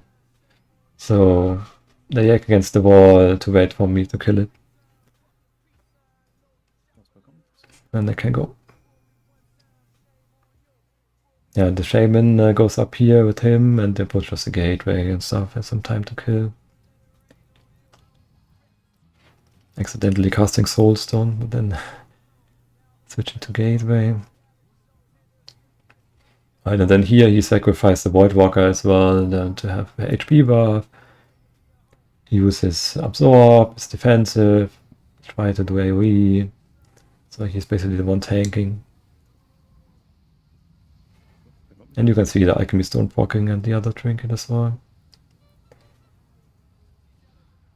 Yeah, Demonic Circle with on a 2-seater, you bring them with you. But you should wait a little bit, and you should also use the mount special or jump before you use the Demonic Circle.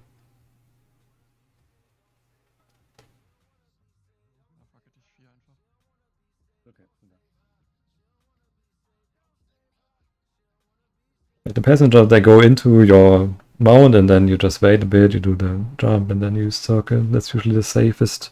But yeah, we lost a lot of runs to not, yeah, to do this demonic circle not working, where the passengers were staying on top. It's quite annoying. Enhance, as well, like enhance point of view is interesting here because you see what. See one more element of this one. Okay, let's go to start.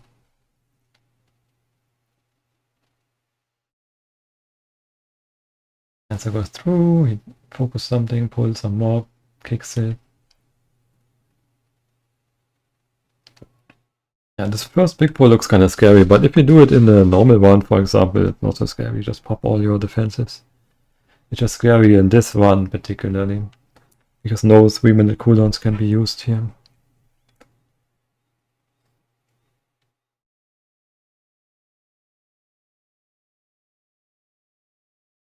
This was also one of the first ones we really used the RPBM trinkets. Remember, we only just got them pretty much. Switched to RPBM after the first pull. For just Diamond, I don't know. I think Shaman is really useful. Yeah, enhances buffs, Bloodlust, okay. And AG, and just the single target, the high single target, sometimes really good.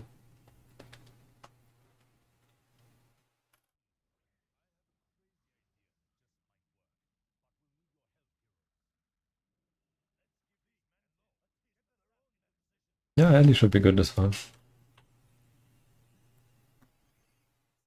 Okay, we do this pull here. He also puts like an Earth Grab totem, which also helped a lot. We learned this as well, like he has Earth Grab there, I believe, yeah. Makes this next pull a lot easier. And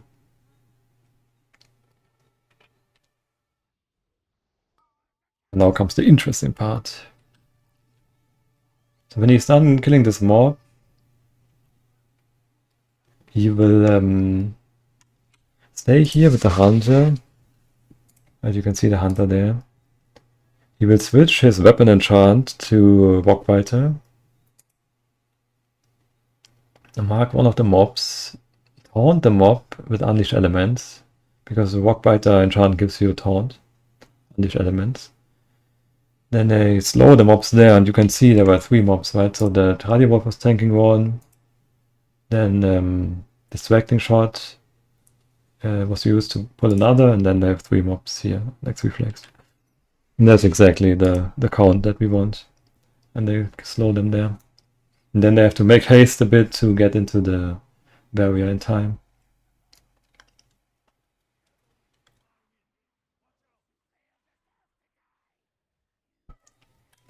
I guess there's no audio here. Stormlash. I don't know where we Stormlash here, honestly. Maybe next boss. Benayak against the wall.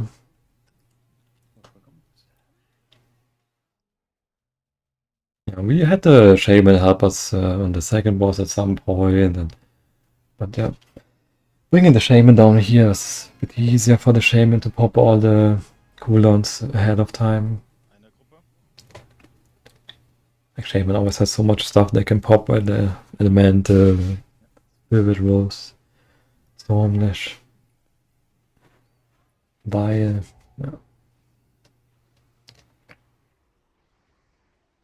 It's the Stormlash last boss apparently. And then with Ascendance, you have some range, right, on your attacks. You just follow. Use the demonic gate to get back.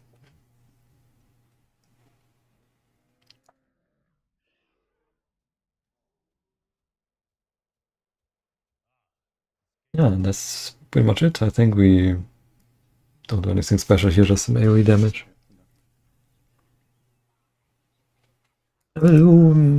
I'll take a quick break. I'll be right back in like 5 minutes. I'll leave you with the second place video.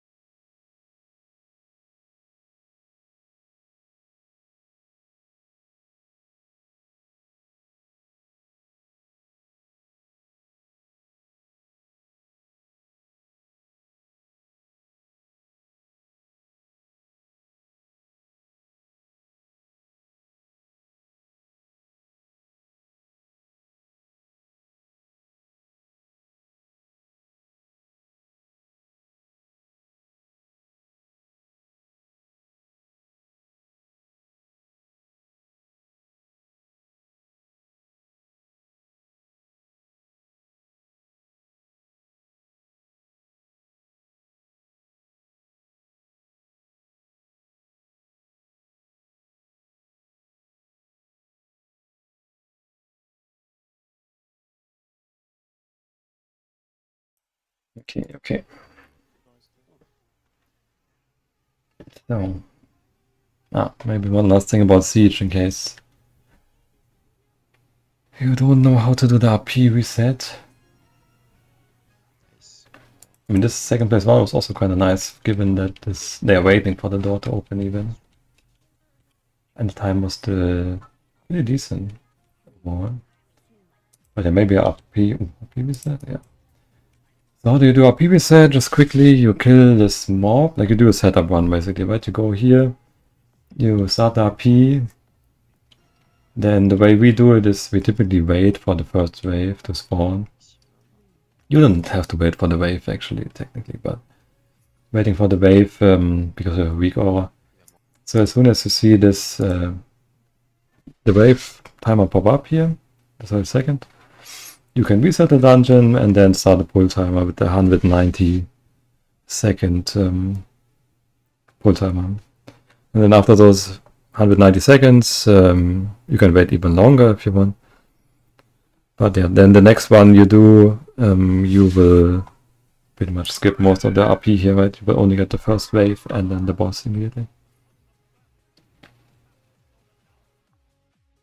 Yeah, they pretty much did your guys' strat, and they had quite a significant lead time-wise compared to all the other ones that also did this same strat, pretty much. I think part of the reason was this little move here, because they made sure to keep flakes alive, but then as they came out here, they killed like 6 flakes or so immediately. Right, so the Warlock had some stacks rolling. And then the Warlock has like the most stacks, I think, out of like people that did this strategy, the wall was usually so understacked. But in this French one here, they had quite a few stacks on the water. And then they played this cleanly here, like third boss and so on, the end. And like I think the third boss also like saved them quite a bit, the third boss. C'est pas mal, c'est pas mal. Yeah, it was impressive because you're right, like we did a lot of these 5:15 runs for some reason, exactly 5:15. We did quite a few of those using the same strategy we just saw.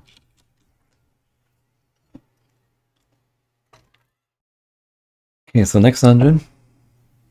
What do you want?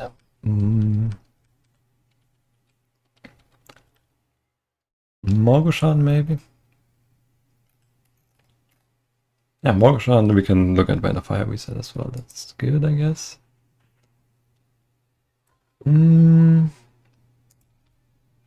What do we watch? We watch US one now.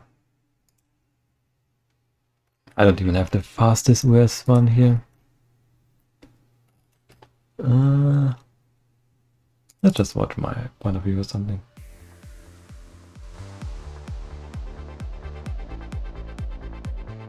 Okay, Morgushan Palace, yeah. The little banner we set on the first boss, you can explain it as well in the other point of view. But as a tank, do I do anything special? I don't know. I think I did a disarm when they come in, right? I usually try to delay Fortpu a bit more, let AG do some work. But what I do is I try to face tank as much as possible here at the start, so get out of the first stun, use elusive, and then try to face tank like the whirlwind, the lightning bolt. You can use avert harm as well against the lightning bolt.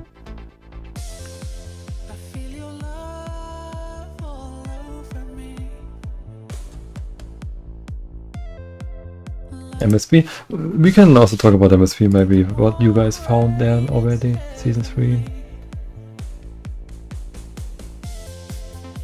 No, we don't pull extra dog. We did it, but it's super annoying, it just doesn't die. And then on this first boss, by the way, there's also... We intentionally do this little split where the warlock is there, tanking Mushiba there, while I pull the boss over. Because I pull Vile here on this first boss. And Vile tends to prioritize boss enemies. And this pet from the boss is a boss enemy, so Vile can proc on both of them. And it will proc on both of them if they are both in melee range and get hit by Rushing Jadewin. But the intention is to have the boss dog somewhere else away from the tank.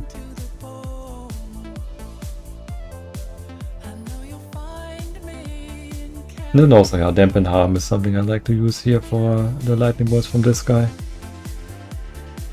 Or the lightning bolts in general, I guess. It's nice to dampen harm.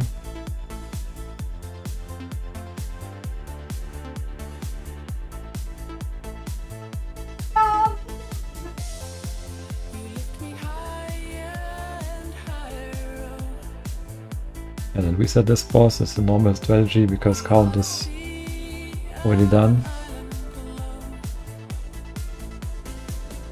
Yeah, I use the map there as well. The statue is a bit far away. I think later on I put the statue closer and then do the AoE taunt on the statue. Not in this attempt apparently. So here again this pull is kind of notorious again for the AoE interrupt rotation. We have me starting off with the grenade and Arcane Torrent. And some Breath of Fire, and then the other ones take over.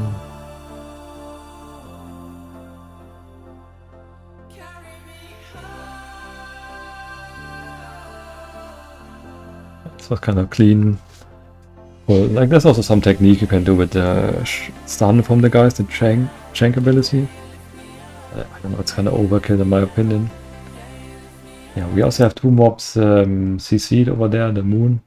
And there's also like some sheep somewhere. because these are 2 Iron Heights. They're not from the boss, but they would do the buff, of course, the AoE buff. You just sheep and hex them over there. Keep them away.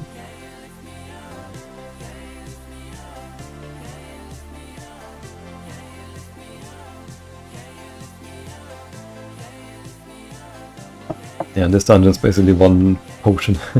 Use 1 potion at the start and then use another potion here for the run.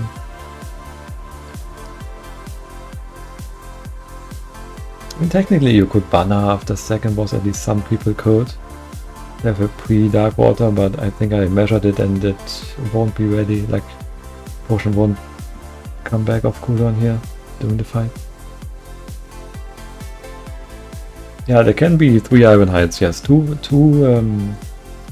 Trash Mob Iron Heights and 1 from the boss itself.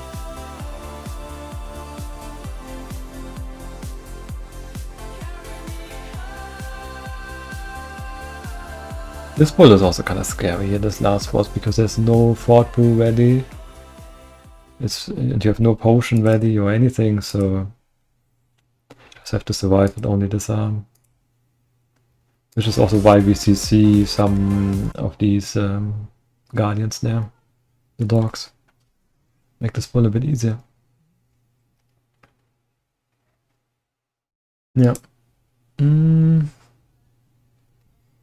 I don't have Shaman, but I have Allah's point of view at least. You might see the CC. Oh, here.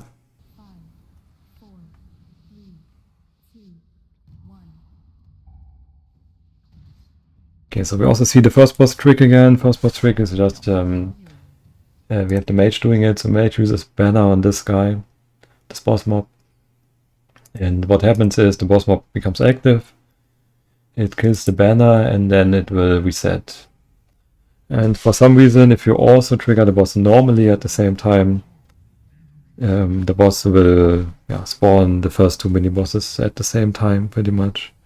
And if you kill the first 2 mini bosses, the objective is completed. And then you get under here, so mage blinks under it, under the stairs. Like you need someone to blink to do it, like druid or mage. And then he puts down the Dark Moon Tiger, so the warlock can go down as well. And mage goes back up to help us with the first boss. Also, depending on what kind of Dark Moon Tiger you use, if you use a small one, you have to put it like we did here on the first step. If you use a large tiger, you can put it further down.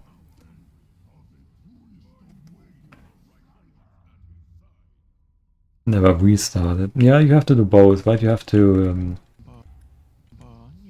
you can see we are a bit on the left here. It's because we want to banner the guy, and we want to then go into the center to trigger the normal RP text.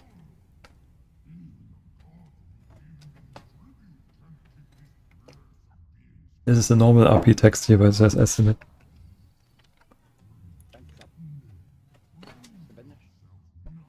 So you want someone to be quick, to do the banner, but yeah, then after the banner go into the center. Yeah, you have to banner first, I think so, yeah. Yeah, then down here you did the Rain of Fire reset, but we can watch the Rain of Fire reset in Siron's point of view. Like how to do the Rain of Fire reset, so we pull Gekhan here, gain some ambers. You can see also another dungeon using proc trinkets.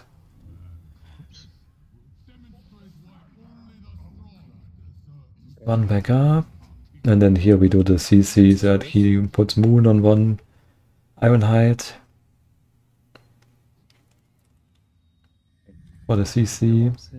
And you see the mage and the shaman are waiting there. Die Bank dankt. Mehr gibt's nicht. Ja, ist gut. Then Moon gets sheeped. Yeah. Then we LOS a bit. Because we LOS here, you can see the healers are still healing, right? So you might say, oh, we could DPS already, but it doesn't really matter because they will heal anyways.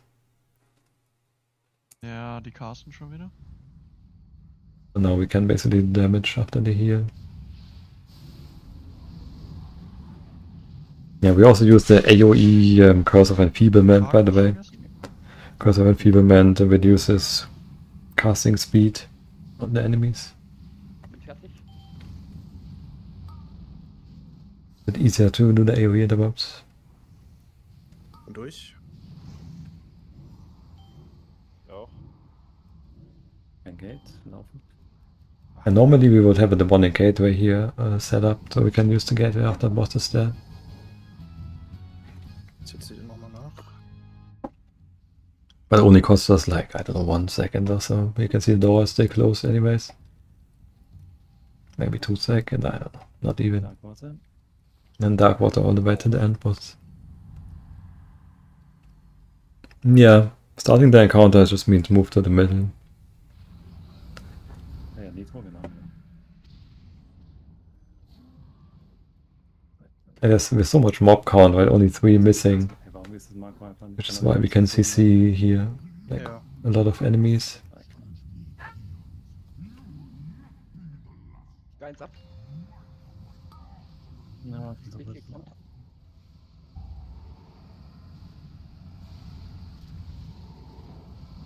Ready for Yeah, click. and then also the click. Yeah, you probably noticed why there's like these 2 gemstones on each side. You can see the mage over there. If the mage is standing there, there's gonna be a gemstone there.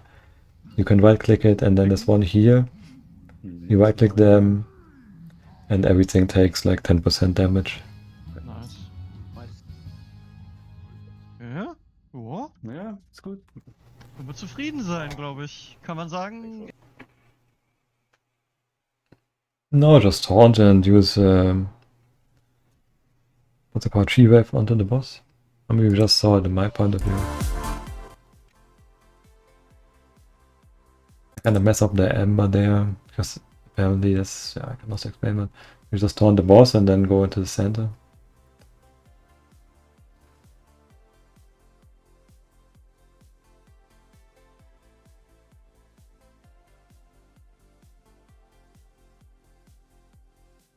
Yeah. In case you didn't know, there's a funny interaction with the Ward of Ember shaping as well. So the Platinum Ward of Ember shaping, you cannot put it into a macro with focus. So I'm charging this guy, I put him on focus, and then I have a macro for using the Platinum Ward of Ember shaping on my focus. But for some reason this item, it just doesn't work, and it always uses it on your current target. That's why I ember this guy accidentally.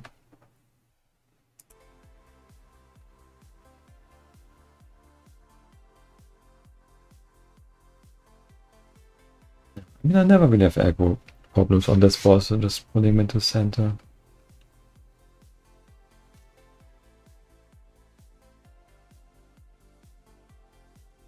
Yeah, you would have to do something like that, yeah, target focus and Ember and last target. But this hasn't always been the case. Season 1, it wasn't like this. Like, if you used the old Wand of Ember shaping, it was fine. Okay. The Vein of Fire. How big is the difference? I mean, it's definitely a 5% defensive cooldown for yourself. 15 seconds. And depending on the enemy, you know, they're disarmed for like 8 seconds. So... Wait, is that correct? Ah, that looks bad. So they will do less damage while disarmed, yeah? Okay, the Vein of Fire reset, because on the ore, like every Scholarman's video I've posted, I think pretty much every Scholarman's video I've posted on YouTube, there's a comment asking how to do Vein of Fire reset. Every time. So let's look at the Vein of Fire reset one more time. Find the one where he does it.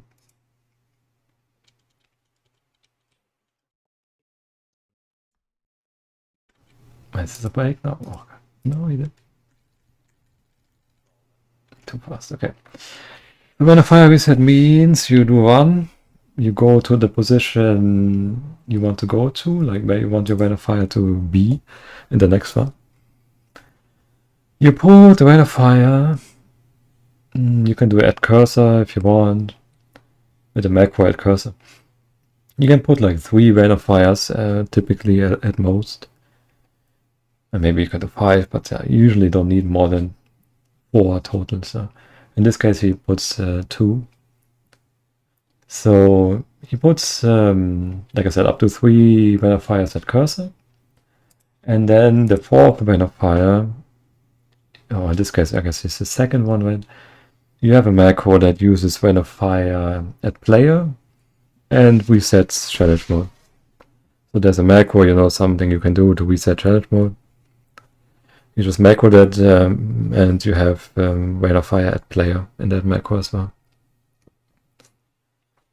And by doing so, you can see there's one Vein of Fire ticking. He presses the macro to do another Vein of Fire at player here and resets. And what happens is in the next one, he can use Vein of Fire. And when he does, it will trigger a Vein of Fire effect right there, where he just reset. Like right at the position where the second boss is. So if you watch closely, he will not use Vein of Fire at all until this point here roughly, because this Vein of Fire will then deal damage down there where the second boss is. Like this one here. And this Vein of Fire causes damage down there to the second boss, and then the second boss is being pulled, comes up. There are also a lot of nuances. You can like die and it will still work. You can reset the dungeon again and it will still work. Yeah. There's also some other nuance to it that others doesn't want to share.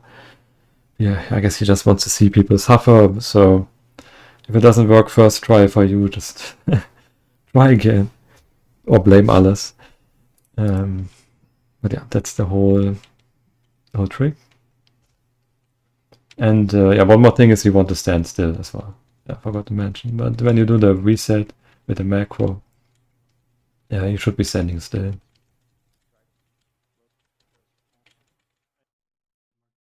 I think you do it as well, right? Like naturally, because you click on the macro. The word is too long. Put one there. Stand still, yeah.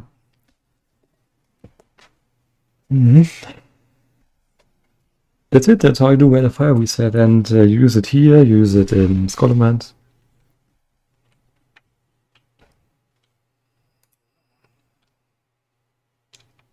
Maybe some other dungeons in the future.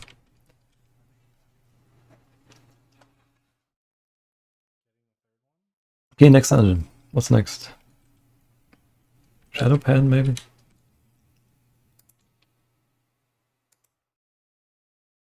Top 3 to 1 is the tank. We haven't watched all of them, maybe I do it after. After we've watched them all. Wait, what do we watch now? Shadow Pan.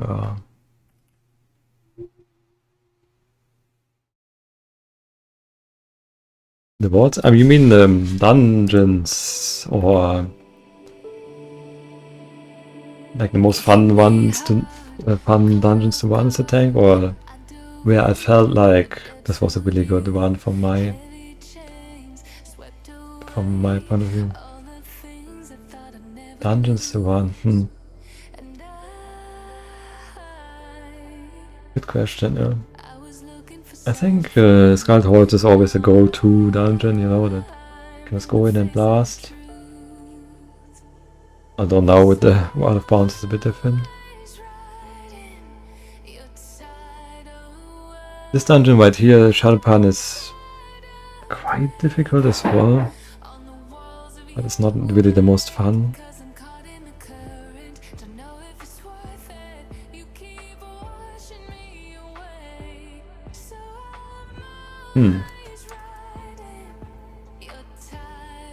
The Paladin ones, I don't like them so much.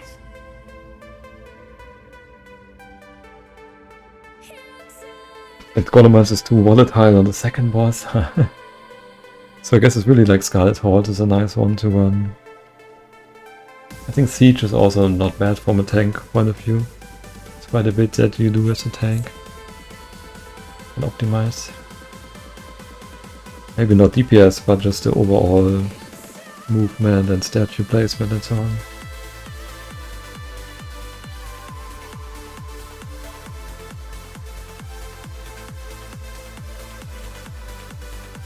Okay, this one, so we've already missed half of the run.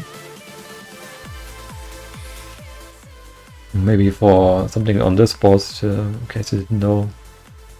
So he will go into his intermission phase, yeah. 60%. But we wait for him to do the tornado kick. And then while he's doing the tornado kick, he will not go into his intermission.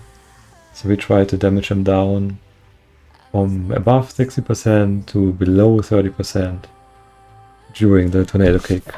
And that way he will respawn immediately. You can finish him up. Much quicker than if you were to play the intermission. Yeah, new Celestia should come out this week, yeah.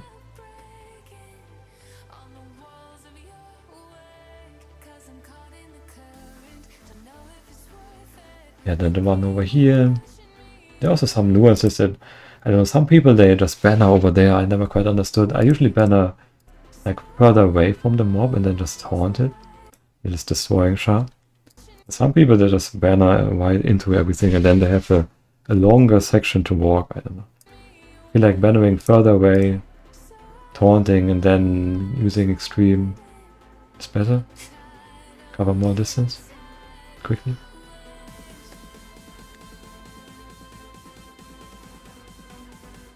Yeah, this pull, for example, is kind of cool to tank. I feel like this is like the more interesting pull in the optimizing vengeance. Because you have all the ads, okay, you put word harm for the mobs that are dying, for the explosions. You cleanse the stagger ones and then try to stay in these breaths as long as you can, right? That's like the cool part about it.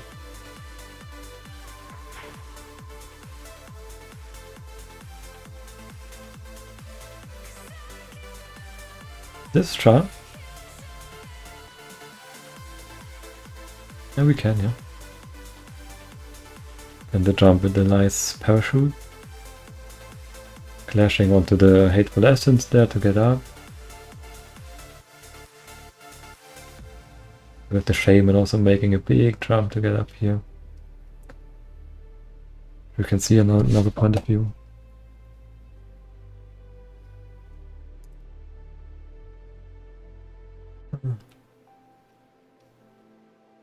Yeah, I will pull up the Warlock point of view maybe and we can then discuss the char. We also have ads catch up here way too quickly. I think some ad or something pulled the extra ads early. It was not intentional. But yeah, this, like I said, this third boss here, pretty cool. It's a tank. You can see here I'm at like 130k or so vengeance in my attempt. And then I think this is like second place. And this is a bit more chaotic and he goes like to 110 and then already goes down.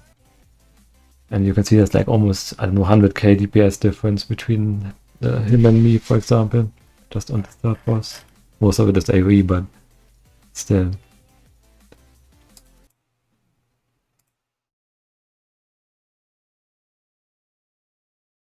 Okay.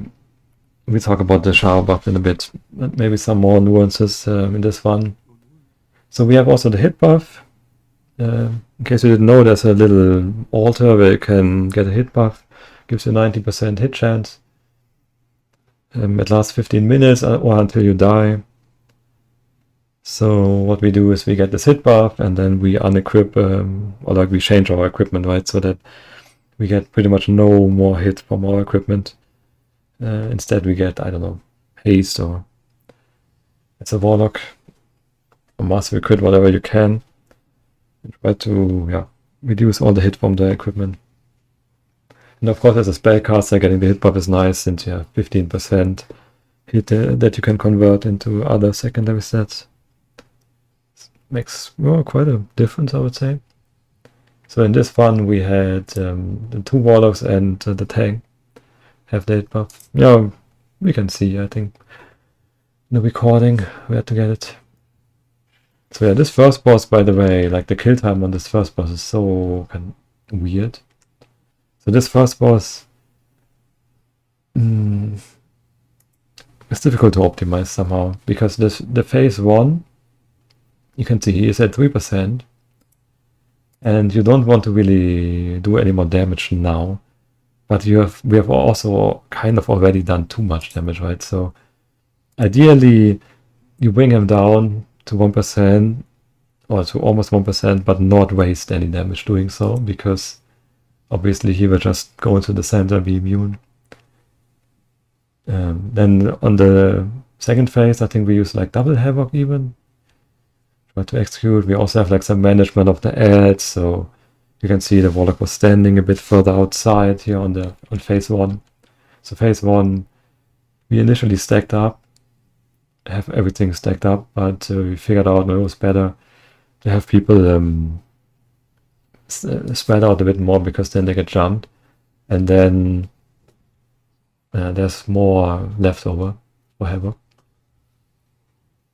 And the breath from the boss, you can see how they all explode. The breath from the dot, I believe, also makes the ads die. So having this kind of nice spread of mobs that are low is super helpful. Kill the boss quickly.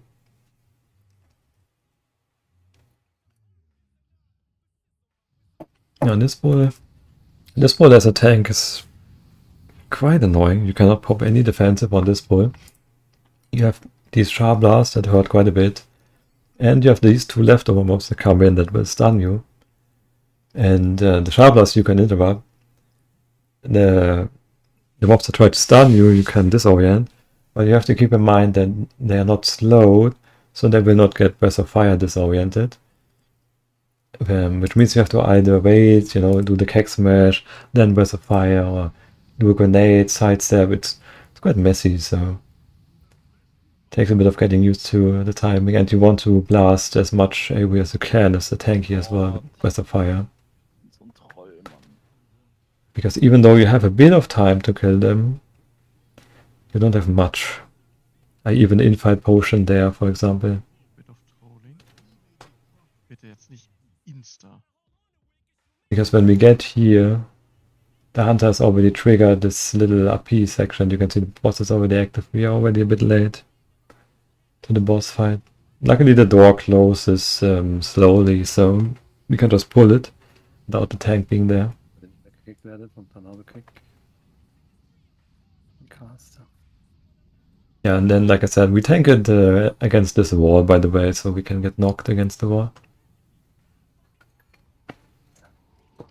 Like the shaman and the monk thing.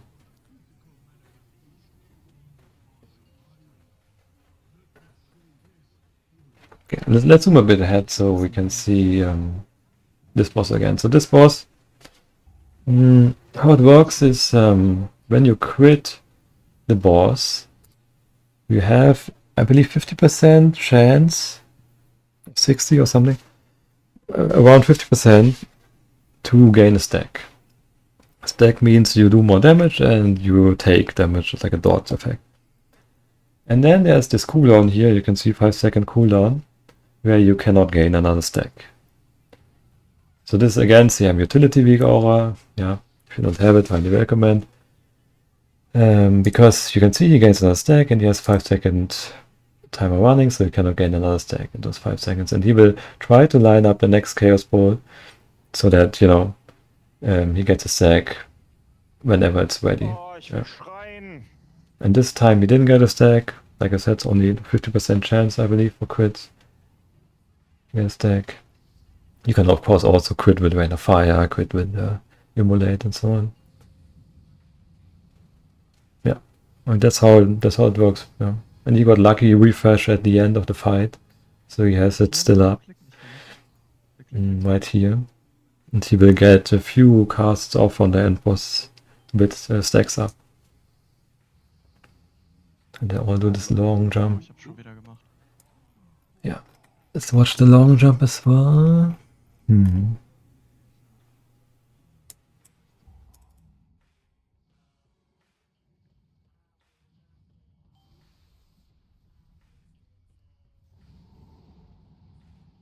got a few casts off there with the stacks active. Willing. Where's the long jump? Like what Al is asking me, how long is the Okay, hit buff. Yeah. We show hit buff. Ich weiß. I'm already here. Maybe. Oh. Das sind ganz komische Talente für diese. Okay, let's see. These kind of things should be good. Okay, yeah, getting hit buff. Oh god, yeah. Das war Egal. da hinten. Getting the hit buff is quite a science because you do attempts, right? And sometimes you want to get the hit buff and you want to do the RP reset. So again, RP reset. Do I have to show RP reset as well? RP reset we can talk about it maybe as well if you don't know how to do it, but getting hit buff means backtracking to after the third boss, and getting after the third boss, of course, it's annoying if you have not killed the second boss or third boss yet. So how we do it is we put summoning stone, we put a 2-seater mount. There's a specific. Da hinten. I go on this pillar. You can do it on every pillar, but I do it on this one, and then I angle the character a bit north, but then a tiny bit to the east as well. Komplett egal ist, dann passieren die besten. And that means that people click on me and they will go onto the other side. Put the summoning stone, we summon everyone back here, like the warlocks. Martin, komm mit. This is all just a setup, by the way. Like setup ones in this are crazy. You need to kill the first boss, then prepare the RP reset, and then do all of what we do now. A bit ridiculous. Yeah, we summon 2 warlocks back, we go down, and then we get the hit buff. Komplett Freestyler. The hit buff is on the island. Keiner gesehen? So we go down here, and then we glide over to this island. And then there's the altar here where you get the hit buff. Wow. No, that's it. And warlocks are summoned back because warlocks will run in front of the dojo, and in front of the dojo there are target dummies, and the warlocks will do Vein of Fire to gain embers on the target dummies. So they start the attempt with full embers. Yeah, you can see them running back now.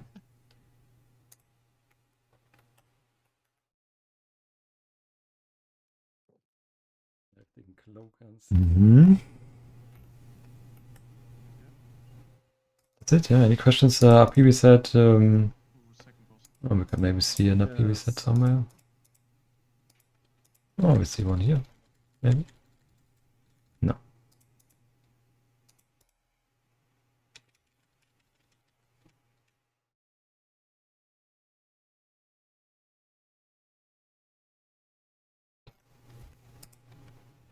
Might not have a RP reset point of view.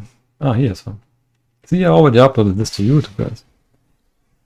Easy enough. Oh god. Yeah, that's a good question. But let me finish RP reset. So RP reset is you clear everything right until second boss. You pull the second boss out of his room. Like there are 2 ways you can do this, the RP reset. We always did it this way because it's a bit more controlled. You can have a pull timer, like we did now. It's running. Okay. Pull the boss out of the room. Wait for it to despawn. Then reset the challenge mode. And then you have like a 15 seconds pull timer roughly. When you start the dungeon. Like basically 15 seconds after he resets, you want to start the dungeon. That's already it. That's how you get the short RP on second boss. It will skip the first wave of the disciples, and it will skip the 2 mini bosses. Doing it this way. Yeah, stabilizing DPS. Let's take a look. Is this even not this max? I think this... Yeah. Look, we went here. We are here. We pull this guy 17 minutes into the recording. And we try to manage our DPS, yeah. So we pull him, we pull him, we pull him. Pull him. Yeah, this keeps going, and this is just all trying to stabilize DPS. Make sure that we get the skip, you know. Still pulling it, trying, still not making, you know, the DPS check perfectly, and then we're finally happy. Like, this is 40 minutes later, and this is just one day of doing this. So, yeah. 40 minutes of just pulling this boss over and over to get the feeling for the DPS check, and then I think we messed it up still here and there. But I don't think we ever went back to really practice this intensely. Then we practice a bit how to do the jumping at the end. I thought I had a video of how to do the jump as an enhancement.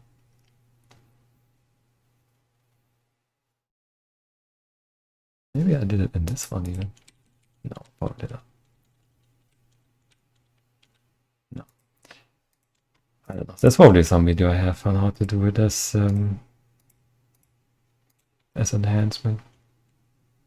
There's different variations of doing it. No. Okay. Yeah, I think that's Shadowpan, and I think second place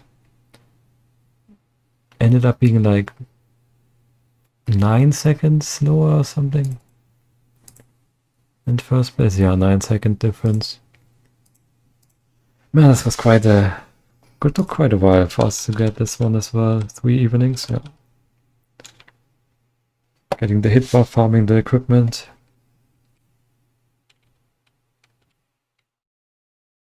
Okay, next dungeon. We have Brewery and Scarlet Horse. Yeah, we have only Brewery and Scarlet Horse.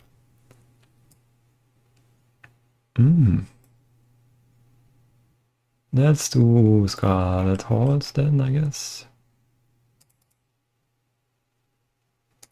This is what card.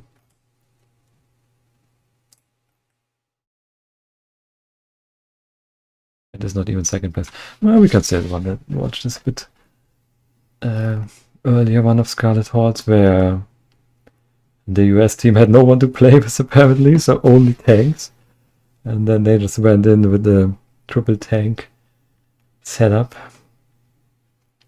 Pioneered this triple tank setup essentially. Which turned out to be quite strong because of the vengeance abuse on Commander Linden. But we will see the vengeance abuse in the other attempt. Why is there no audio? Ah, it is. Yeah, you can see also the vengeance up there. Quite high for this first boss because of the abuse. The too early glider, there's a lesson also we learned about the glider, by the way. I'll explain it when we have the weak aura as well.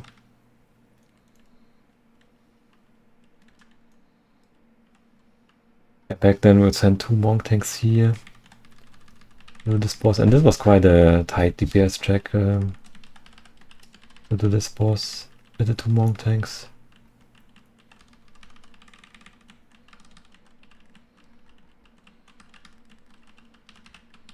And the infamous arms master pull, right? You do the diffuse and avert harm. Next week. See you next. Or Ring of Peace even. That's it. Next week.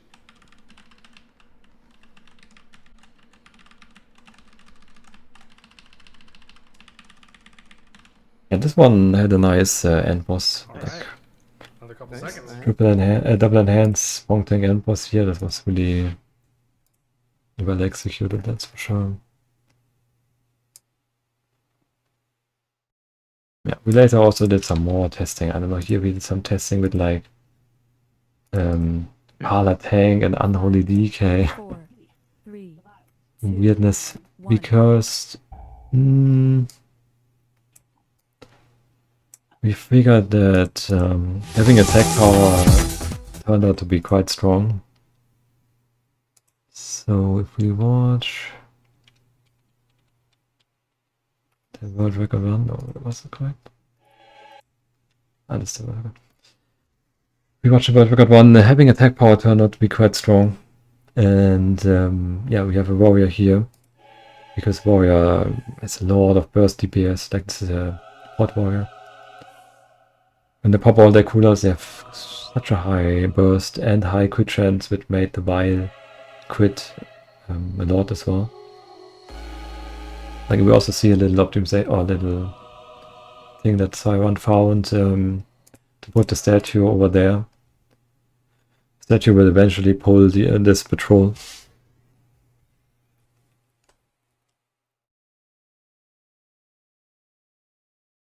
We tried it, Siron. Like I don't believe it. We had enhancement, Unholy DK, Monk Tank doing the end boss, for example. It was shit. It's not worth it. Double enhance, just better.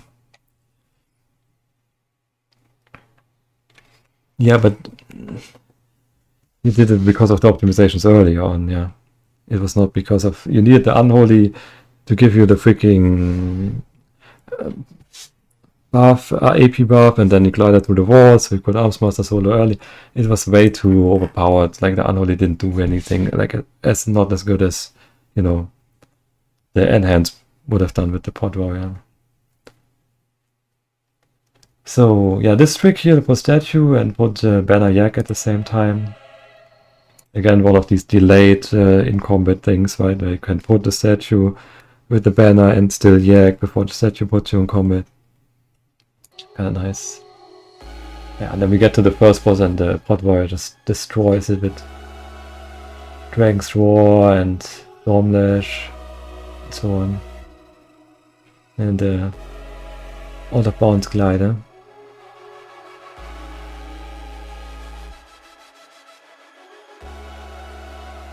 And the story with the Out of Bounds Glider is also funny. Yeah.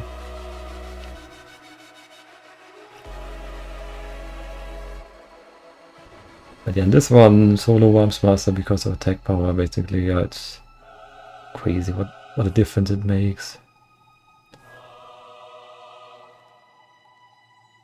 I delay the boss pull a bit, so I have some vengeance going already.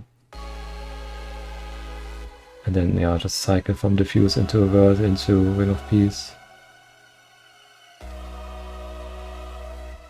Even like overkilling on AoE, pretty much, it doesn't matter.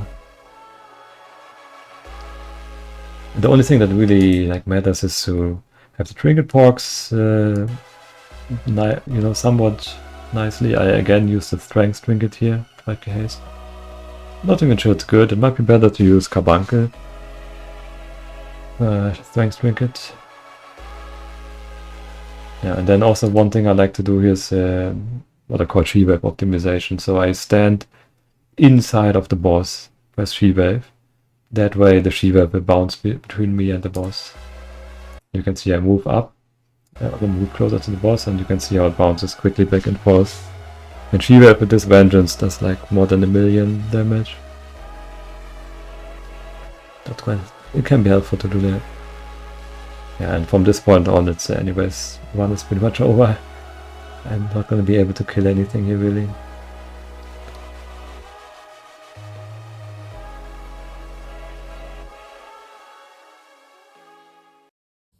Alacrity, yeah. Oh yeah, I noticed the new trinket, it was cool, yeah.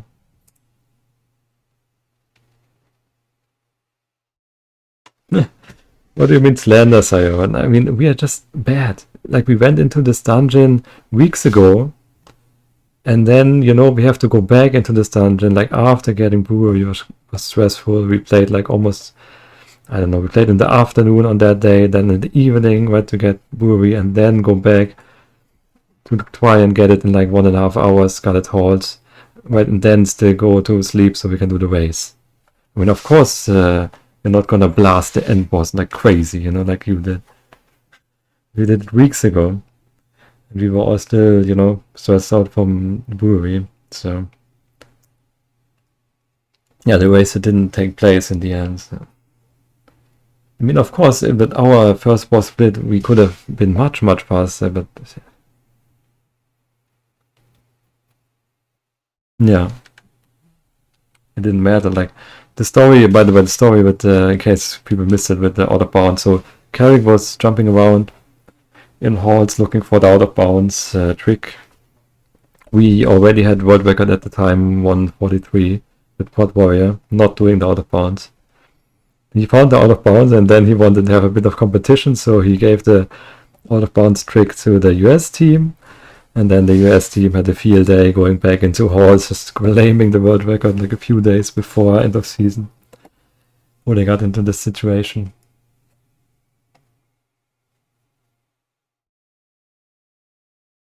I mean, I want to see the Unholy, like, we tested Unholy, like I said, the army is just doing nonsense. The freaking Unholy Frenzies, I don't know, just whatever, the Gargoyle, yeah, okay, maybe you can make it hit the boss at least. Yeah. Yeah, not even arming is better, I think, on last, because the army is just useless, they're hitting random stuff.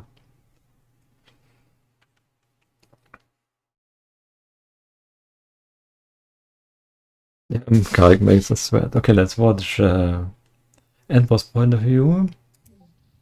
This is gonna be more interesting because there's a bit more happening. So first off, he is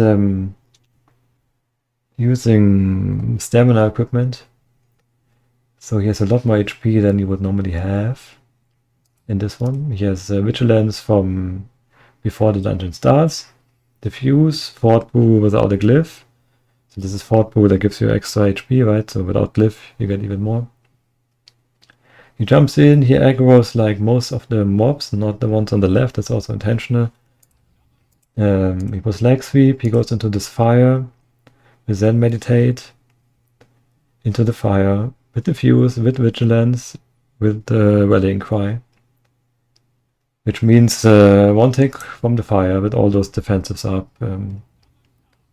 Puts him at Vengeance Cap, almost. Oh, why is it not Vengeance Cap? But 760k. And now he goes up to 800, yeah.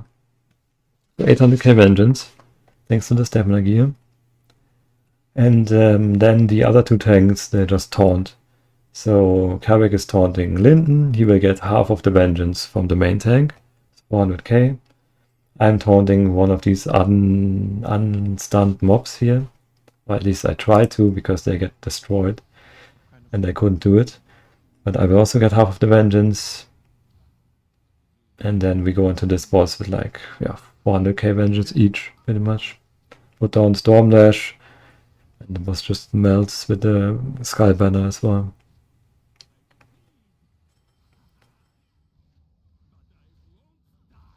You can see the warrior damage kind of exploding now.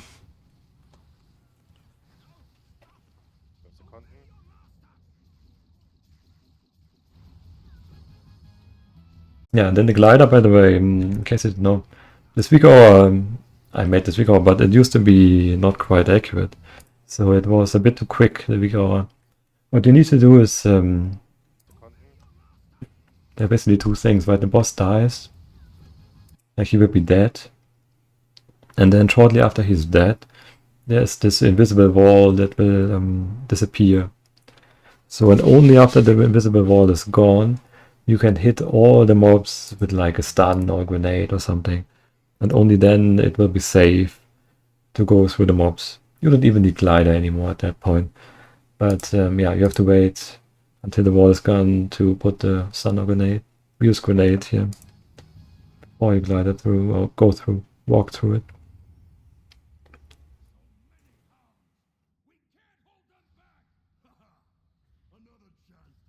And then this is just a long walk. I mean, there are, like we said, there are so many.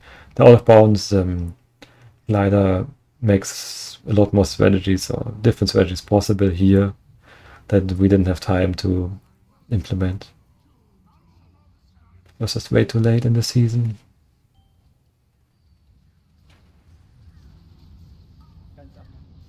Erste Dings ist durch. Yeah, I solo. Karg is here. Karg is at the end boss. I'm soloing Amtmaster.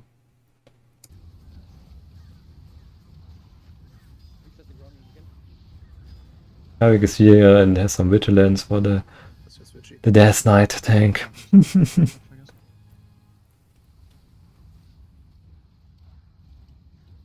Close up late. Maybe he got stunned on the way. Yeah, he got stunned.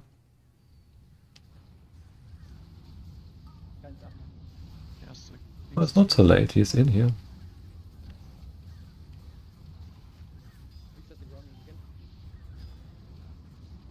Yeah, the Death Knight was quite happy with the Switchy. additional vigilance on the last boss.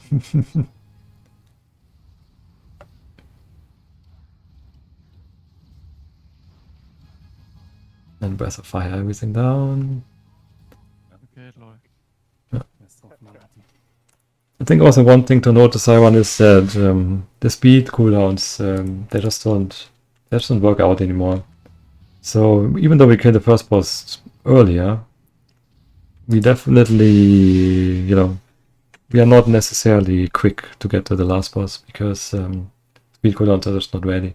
So like Dark Water is not ready. You can see Alice, he uses momentum rolls with Nitro because Dark Water is ready here. So even though we killed first boss maybe like, I don't know, 7 seconds faster or earlier or 8 seconds earlier, we will lose time for on the run. Yeah, of course, seasons where you can do more with the out of bounds. That's for sure.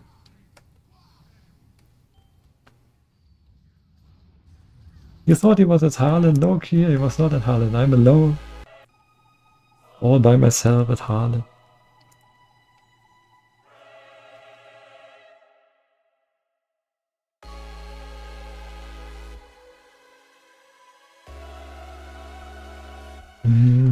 Yeah, this is Scarlet Horde. Quite a journey this dungeon has gone through, like from press W to like more press W and then some kind of banner yak into triple tank and now there's the out of bounds.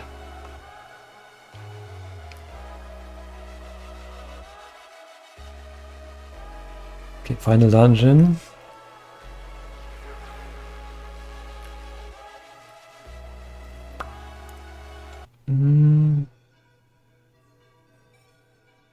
Okay. Brewery.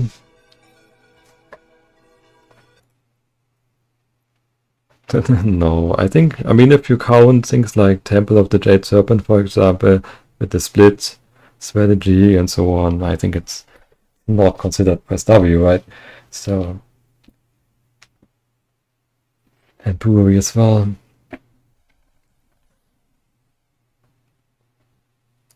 Okay, it wasn't WK last season, yeah, that's true. I mean, Shadowpan went from not being W key to being W key. We don't count the hit buff shenanigans.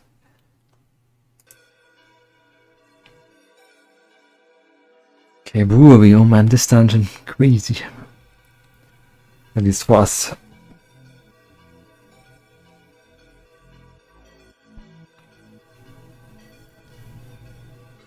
Yeah, I don't know, Warlock point of view is maybe not the best place to start, but can already see there's a bit of split going on. 2 paladin tanks go to the first boss, while the rest does some out of bounds shenanigans to get to the end boss.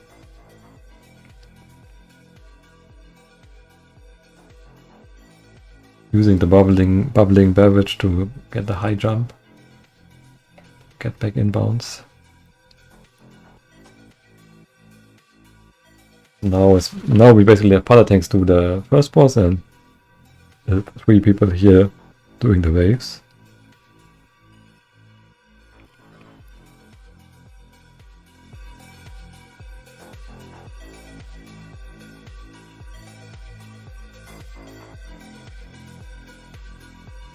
Yeah, the waves, I think there's nothing special. They banner the 2 mobs here outside. And he will go down now to pull the patrol. The 4 guys here at the bottom. And the 2 guys up there. And then use the demonic circuit to get back.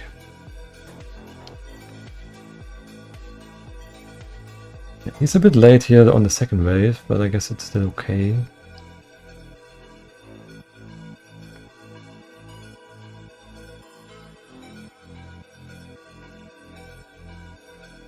So the reason they did it this way is because these 2 big guys here, they will put suds on the ground, right?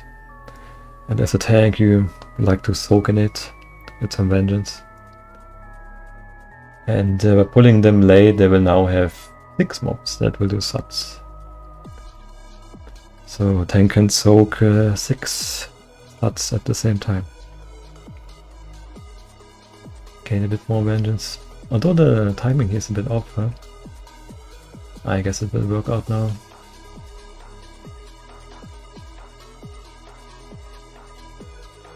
A bit of a strong delay with the capstan here. But yeah, now you get the 6 suds. And you have the Pala tank as well to give devotion over and hand of sacrifice. So, and the word harm, you can soak even more. Even longer. Synchronize for grounding.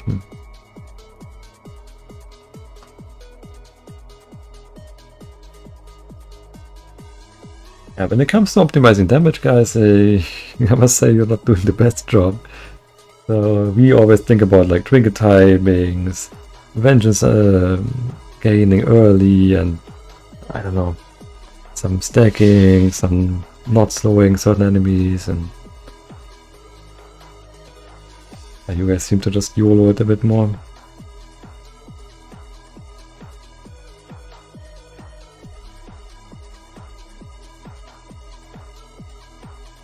Okay, so this point of view seems very simple, but the actual magic happens on the other point of views.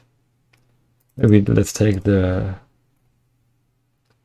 bad first boss, yeah, how we did the first boss, which is not ideal. You can also see the other bounds here, because yeah, you go into the corner, you use a noodle card.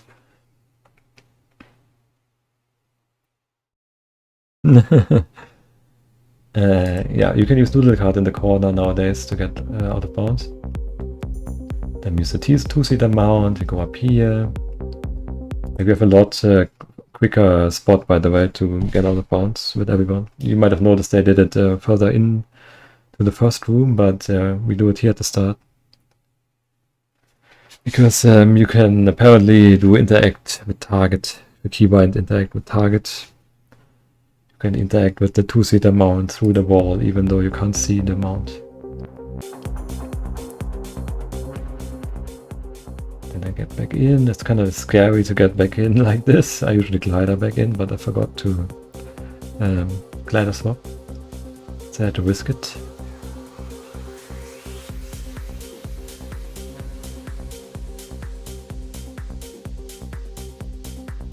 Okay, then Horn, of course, right? I kill the first 2 Aqua Dancer to debuff them, then Horn these.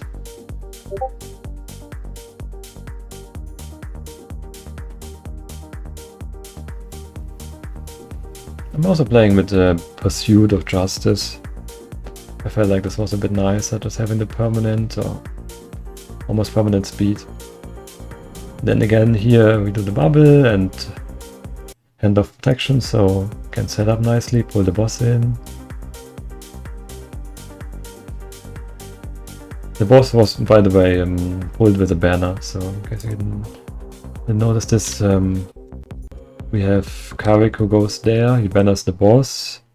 You can banner from below and it will hit the boss upstairs. Boss will reset and will respawn 30 seconds later on the ground. You don't need to kill the 40 monkeys. That's why the bosses are already up here, like already ready, and the monkeys are also still there. Yeah, we use this of course to get the vengeance on the tanks. Other tanks do a lot of single target. And having the extra vengeance here makes it just, you know, just enough to kill it quickly. We also try to put barrels into the boss. You will see in the US team point of view that this can be done a much nicer way. Yeah, then we do a second horn. So basically second horn happens here just before the boss dies, because there are mobs that are flying in the air. And when these flying mobs are horned, they will fall down and die. And when one monkey dies after the boss died, all the monkeys will run away. They will all be sad. So we had to time it quite nicely so that we horn before the boss dies and then not kill any more monkeys afterwards. So basically now we cannot kill any monkey.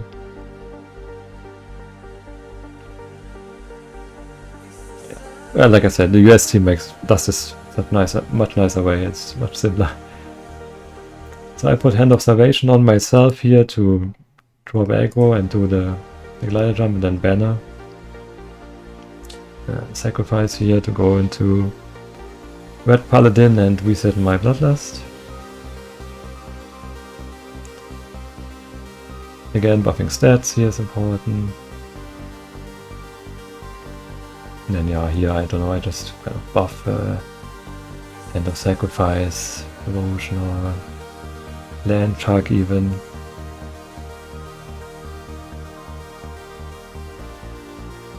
We had a different way of pulling these 4 guys, by the way, so they arrive on the last wave and everything.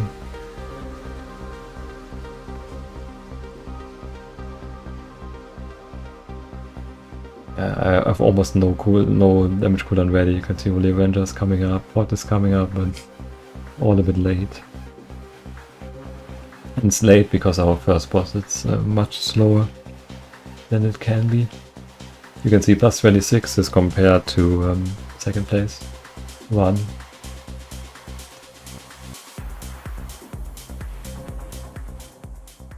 Ein erzählt, ein Nice. Let's go. Nice. Yeah, even second boss plus 25. Let's go. Holz.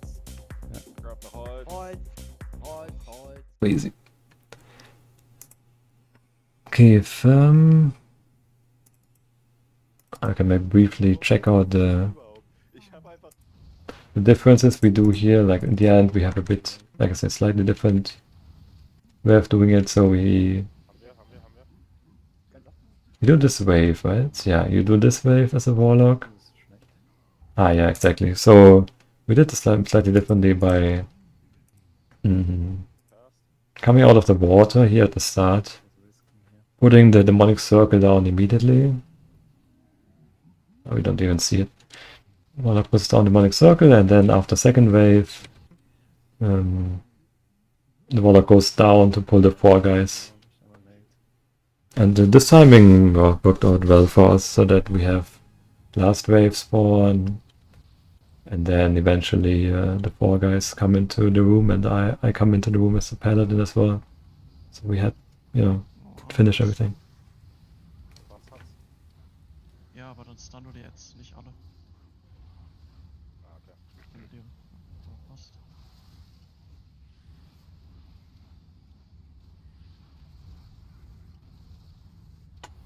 Okay, I can draw that. Maybe I have the Warlock point of view, but I didn't download it. No.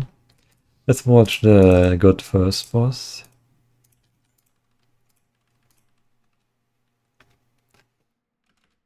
So, I mean, they do a bit more setup here at the start because they have the different out of bounds strategy, which is why this looks a bit overkill here, but they had to do this shenanigan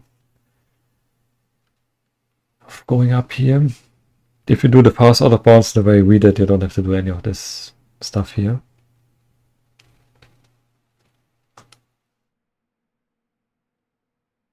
But they're basically waiting for the boss to respawn, and then while also keeping the mobs aggro.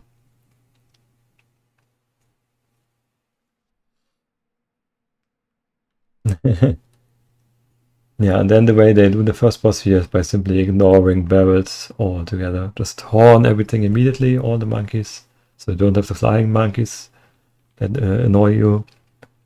And yeah, tank it all, ignore barrels, and just do single target. And then rotate the cooldowns, have Hand of Sacrifice. Use the execution sentence as well for more single target.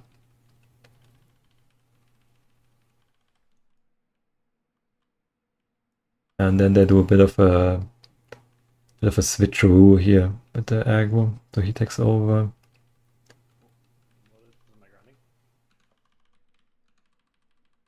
Well, the empanada goes to the end boss as retribution.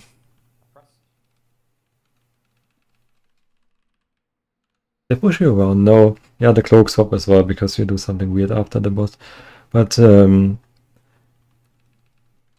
they don't push you around. So if you debuff them, like if you kill the flying yellow monkey, the flying yellow mobs that buff the monkeys, they will no longer do the knockback. And there are also these two mobs that fight each other. The two guys that duel each other there, they will always do a knockback. But we simply don't pull them. Yeah, this is my grounding. So let these go. Grounding still down. Another cap. I'm soaking. Yeah, so this build is kind of interesting as well. You do the early GG. Divine Shield, of course. Buy some time, then pop all the cooldowns. And then there's even a bit of a late vial here. So let these go. Grounding still down. And then the annoying part is this Whirlwind will target someone that's in the last boss room, so you have to like walk after the boss somehow and Okay, fix now. make sure you don't really get hit from behind. So let's watch out. Yeah, and then because of the way they did it, all the elite monkeys here had like a lot of HP still left. We're so fucking fast. Even though Vial is still up, and you can see he killed one with the Vial. He also killed another one with the Vial still up, but they are quite high HP. And that's why they had this interesting technique of going back with the glider, and then because these dueling mobs, they get lower and lower HP the longer the dungeon runs. So they are quite low HP when he gets back here. After like 3 minutes of dungeon time, can just finish them off with the remaining vengeance. Oh my god, let's fucking go, bro. Oh my god. Finally. Alright, so 330. Yeah, a lot of cooking was done in this dungeon, and our out of bounds made it all kind of unnecessary, but it was really stressful for us because I didn't even want to go back to this dungeon initially because I felt like we were too far behind in terms of strategy. Where's others here? Das ist der most cooked shit I felt like we were too far behind in terms of strategy because we had no idea what to do in this dungeon other than the getting out of bounds at the start. Like we know you can get out of bounds at the start, and we know you could solo the first boss somehow, some way. I didn't know how, but we knew it was possible, and others just didn't want to give up, and made us basically spend 3 days non-stop in this dungeon trying to reverse engineer the strategy somehow and practice it and so on.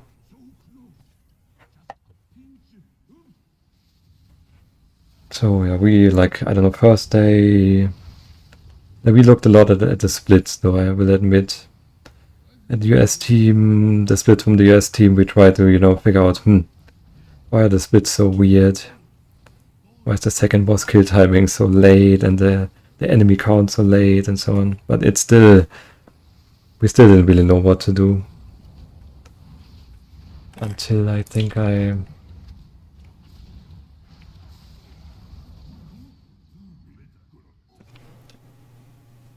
this is how I eventually discovered that you can do something with the monkeys somehow into the first and second boss. So I went around here, this was also on PTR, I believe, at some point. I went around here and I felt like, okay, maybe there's something to do here. So I reset the boss, open the door. I already resetted the first boss. I thought, okay, you can horn from up here and pull everything into the second boss, and maybe have someone else horn at the bottom, tank the first boss with some mobs, and then have the second tank up here, horn everything else to the second boss. Oh, I don't know. Yeah. It kind of evades a little bit, but when you go into position over here, they've come. And then this was kind of the starting point for how we figured out the strat. Because then we have this big pull here and like, oh, okay, nice vengeance. Maybe there's something to be done here. And then others had the idea to like, okay, like when do these monkeys actually reset? How do they actually work, these yellow monkeys? So we had to figure out how did they work, right? And then slowly piece together the strategy of like, okay, maybe both tanks go to the first boss immediately and do it that way. And yeah, and then of course the first boss, we did it very differently from how US team did it, and it was a lot more difficult and a lot slower.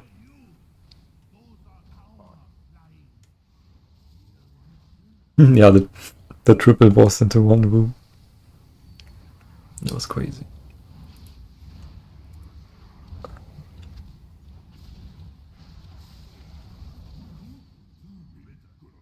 Okay.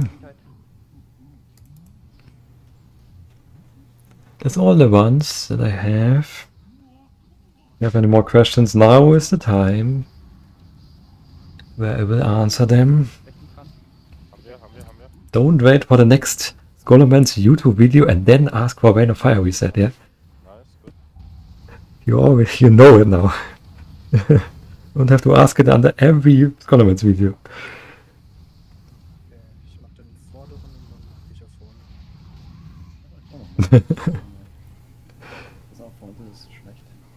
Ja, ich mach Horn.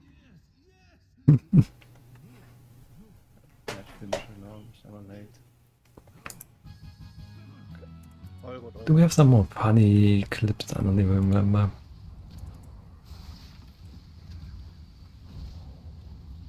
Only works with green Rain of Fire, yeah. At some point we thought it does not work with green Rain of Fire. When it, in season 2 when it came out, and we were like, why is it not working?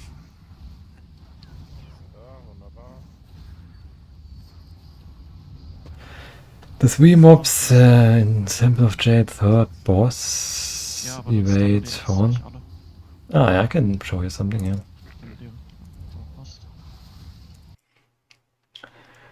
You mean probably these guys here, right? They are in the courtyard.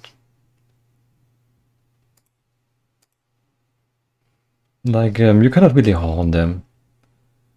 They work a bit differently. So this video here shows you how they work. They're kind of weird.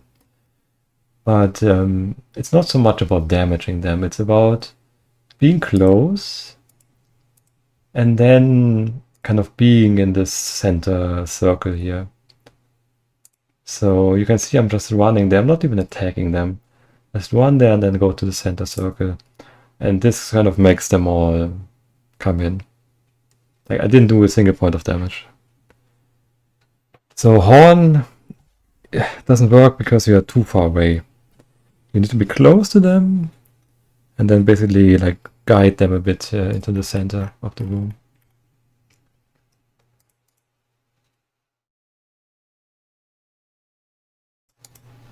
And we also saw it in the Carrick's point of view. Right, so he also goes there. He will do damage because obviously his DPS, like the damage healers will do damage as well, so you want to have some aggro, yeah. But then it's important to get into the center to have everything come in.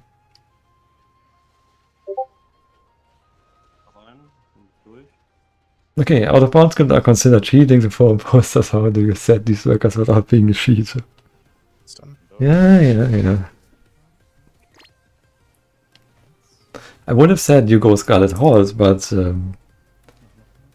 that's no longer the case. Irgendwelche Weak-Auren? Here we have another point of view. Ghost just sent me this.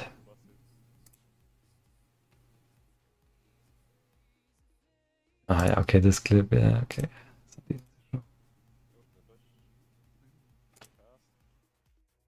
Yeah, I wonder, is there any dungeon left where you don't do something special that's not really intended? I mean, second boss gate is also not really intended, right? So, I mean, Scarlet Monastery. I think in Scarlet Monastery we don't do anything. That's not intended. There's no out of bounds, there's no reset. There's no bugging of any boss. Scarlet Monastery 40k is a legit one, yeah.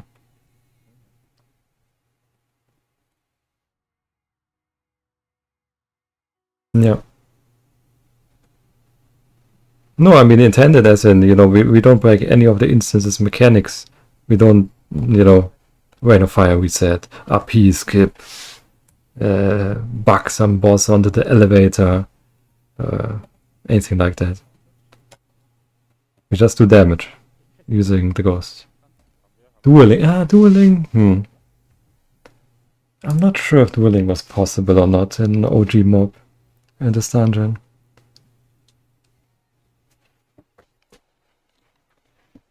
Dueling a dungeon,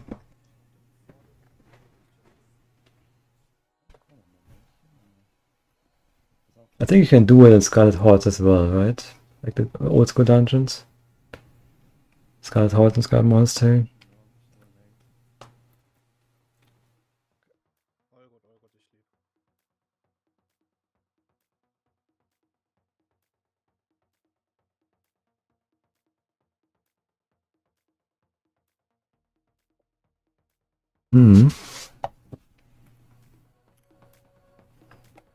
Any more questions?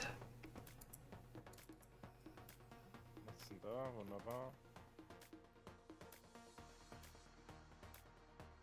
Oh, der Stun. Das war ein Satz. Ja, aber dann Stun oder jetzt nicht alle. I think one of the most fun ones this season, though, like not world record ones, was a siege one we did without healer. I think that was a lot of fun. That was like the first siege one without healer ever, I believe. And it was a decent time as well, like 3rd place or so. Maybe not 3rd place, but I don't know, 5th or something. And yeah, it was pretty cool to have like a Windwalker that would just heal constantly with the orbs, and I think an Ellie Shaman as well, off healing, and then just off heal constantly.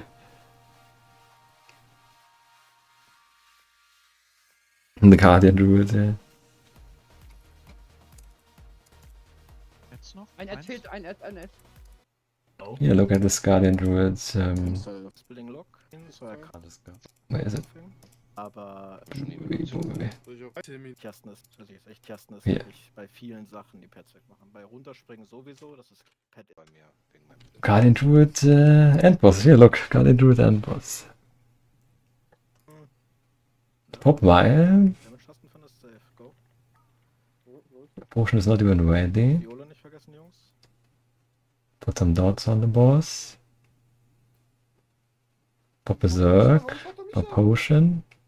Weil du insane Damage machst. And then we are at like 330k single target DPS, no vengeance. Voll Damage an. 210k DPS. Pure single target, no vengeance. I mean, I don't think the other tanks can do this.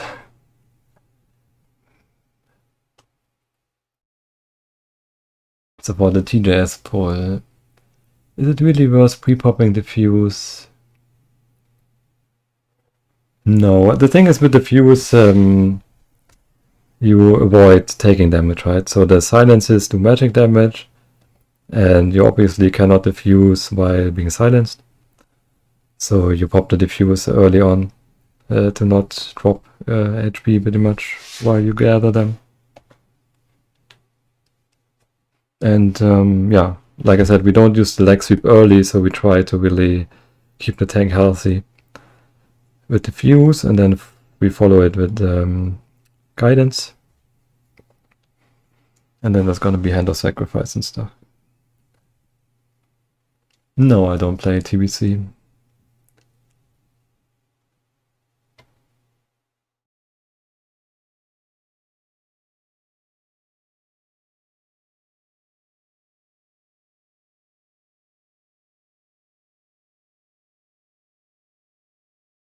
Yeah. Did you, Sion, maybe do you know if this is already fixed? I guess you don't do the gate all too often.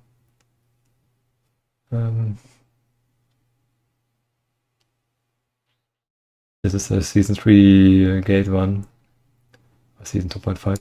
And if you watch closely, I'm going over to this side here now, yeah? And the enemies are just running off to God knows where. So there's apparently now some new invisible obstacle there that they have to run around. You can see how the mobs are just going like crazy. I play Holy Pala. Yeah. Yeah, outside world, yeah.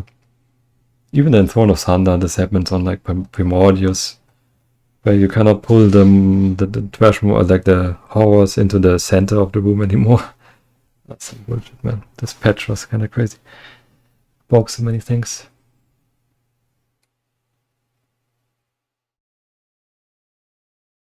Take shortcut? Man, I mean, shortcut would be good. Ah, sorry, one. I have a question though.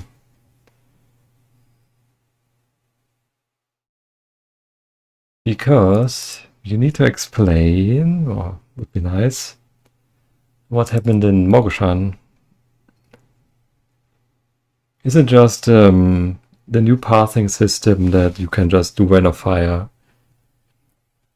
from anywhere? Like, you don't even need to go down, you just rain of fire, new pathing will take care of it?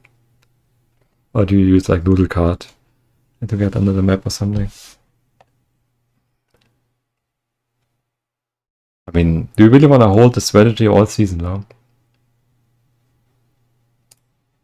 Did you post it? I don't know. I couldn't see it. I mean, there's no video of it, yeah.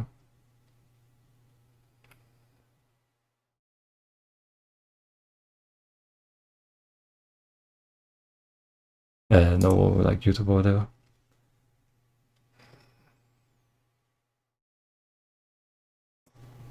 Some noodle card tag, yeah, okay.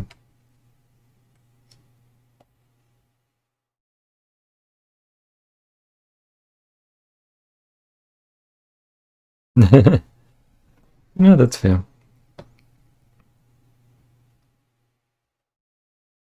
The noodle card, if we go back here.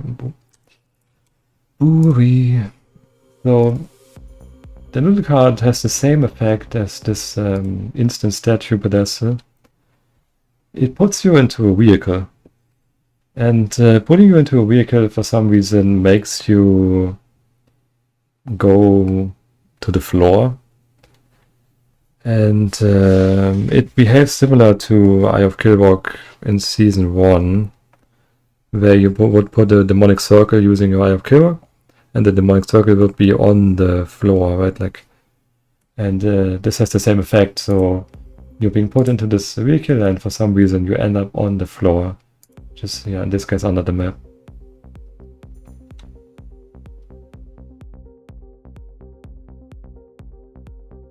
Yeah, I'm sure Noodle Card opens up more stuff, more cool strats.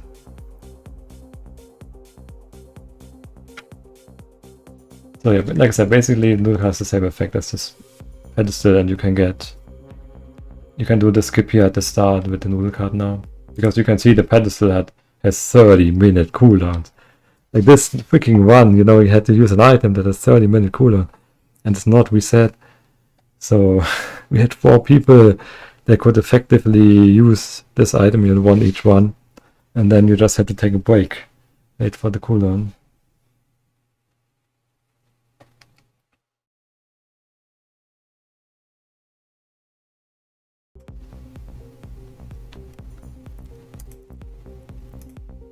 Yeah, a few other dungeons. Yeah, you guys had sweet set your attempt or thinking about it because of how you did the out of bounds, like how you got the other people out of bounds, yeah. We didn't really need it. It wouldn't really have saved much. Yeah, Sion is really motivated now that his team is back playing the game and not playing TBC. Or we say.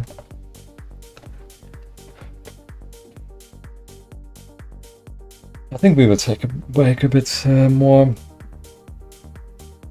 Like we will do the race. We do some Siege of Orgrimmar. And then maybe we will do a Siege and Guard Monastery again.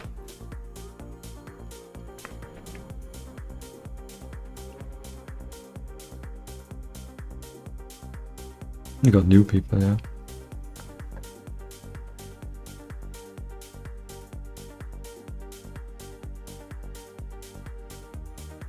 Okay guys, I think that's it. Thanks for joining me today. Hope you learned something. You didn't find it too nerdy, but I like being nerdy and tell you a bit of the things that you didn't see or missed potentially in these ones. There's a lot of thought process that goes into it, a lot of behind the scenes. Finding the new tricks is only one small aspect of it, right? You're looking at logs and you're trying to optimize cooldowns, DPS, movement. You practice the runs, and then you like spam the runs to get the execution going, muscle memory going, RNG going. There's a lot that goes into each of these ones. Several evenings.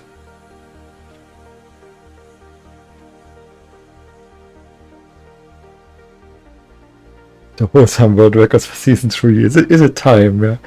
Sayo and season 3 breaking the curse of the permanent second place.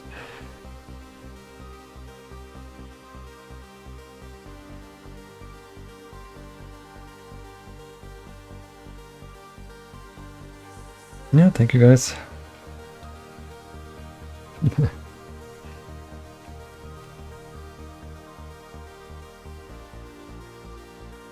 And have a good evening or morning or afternoon or wherever you are. And see you soon.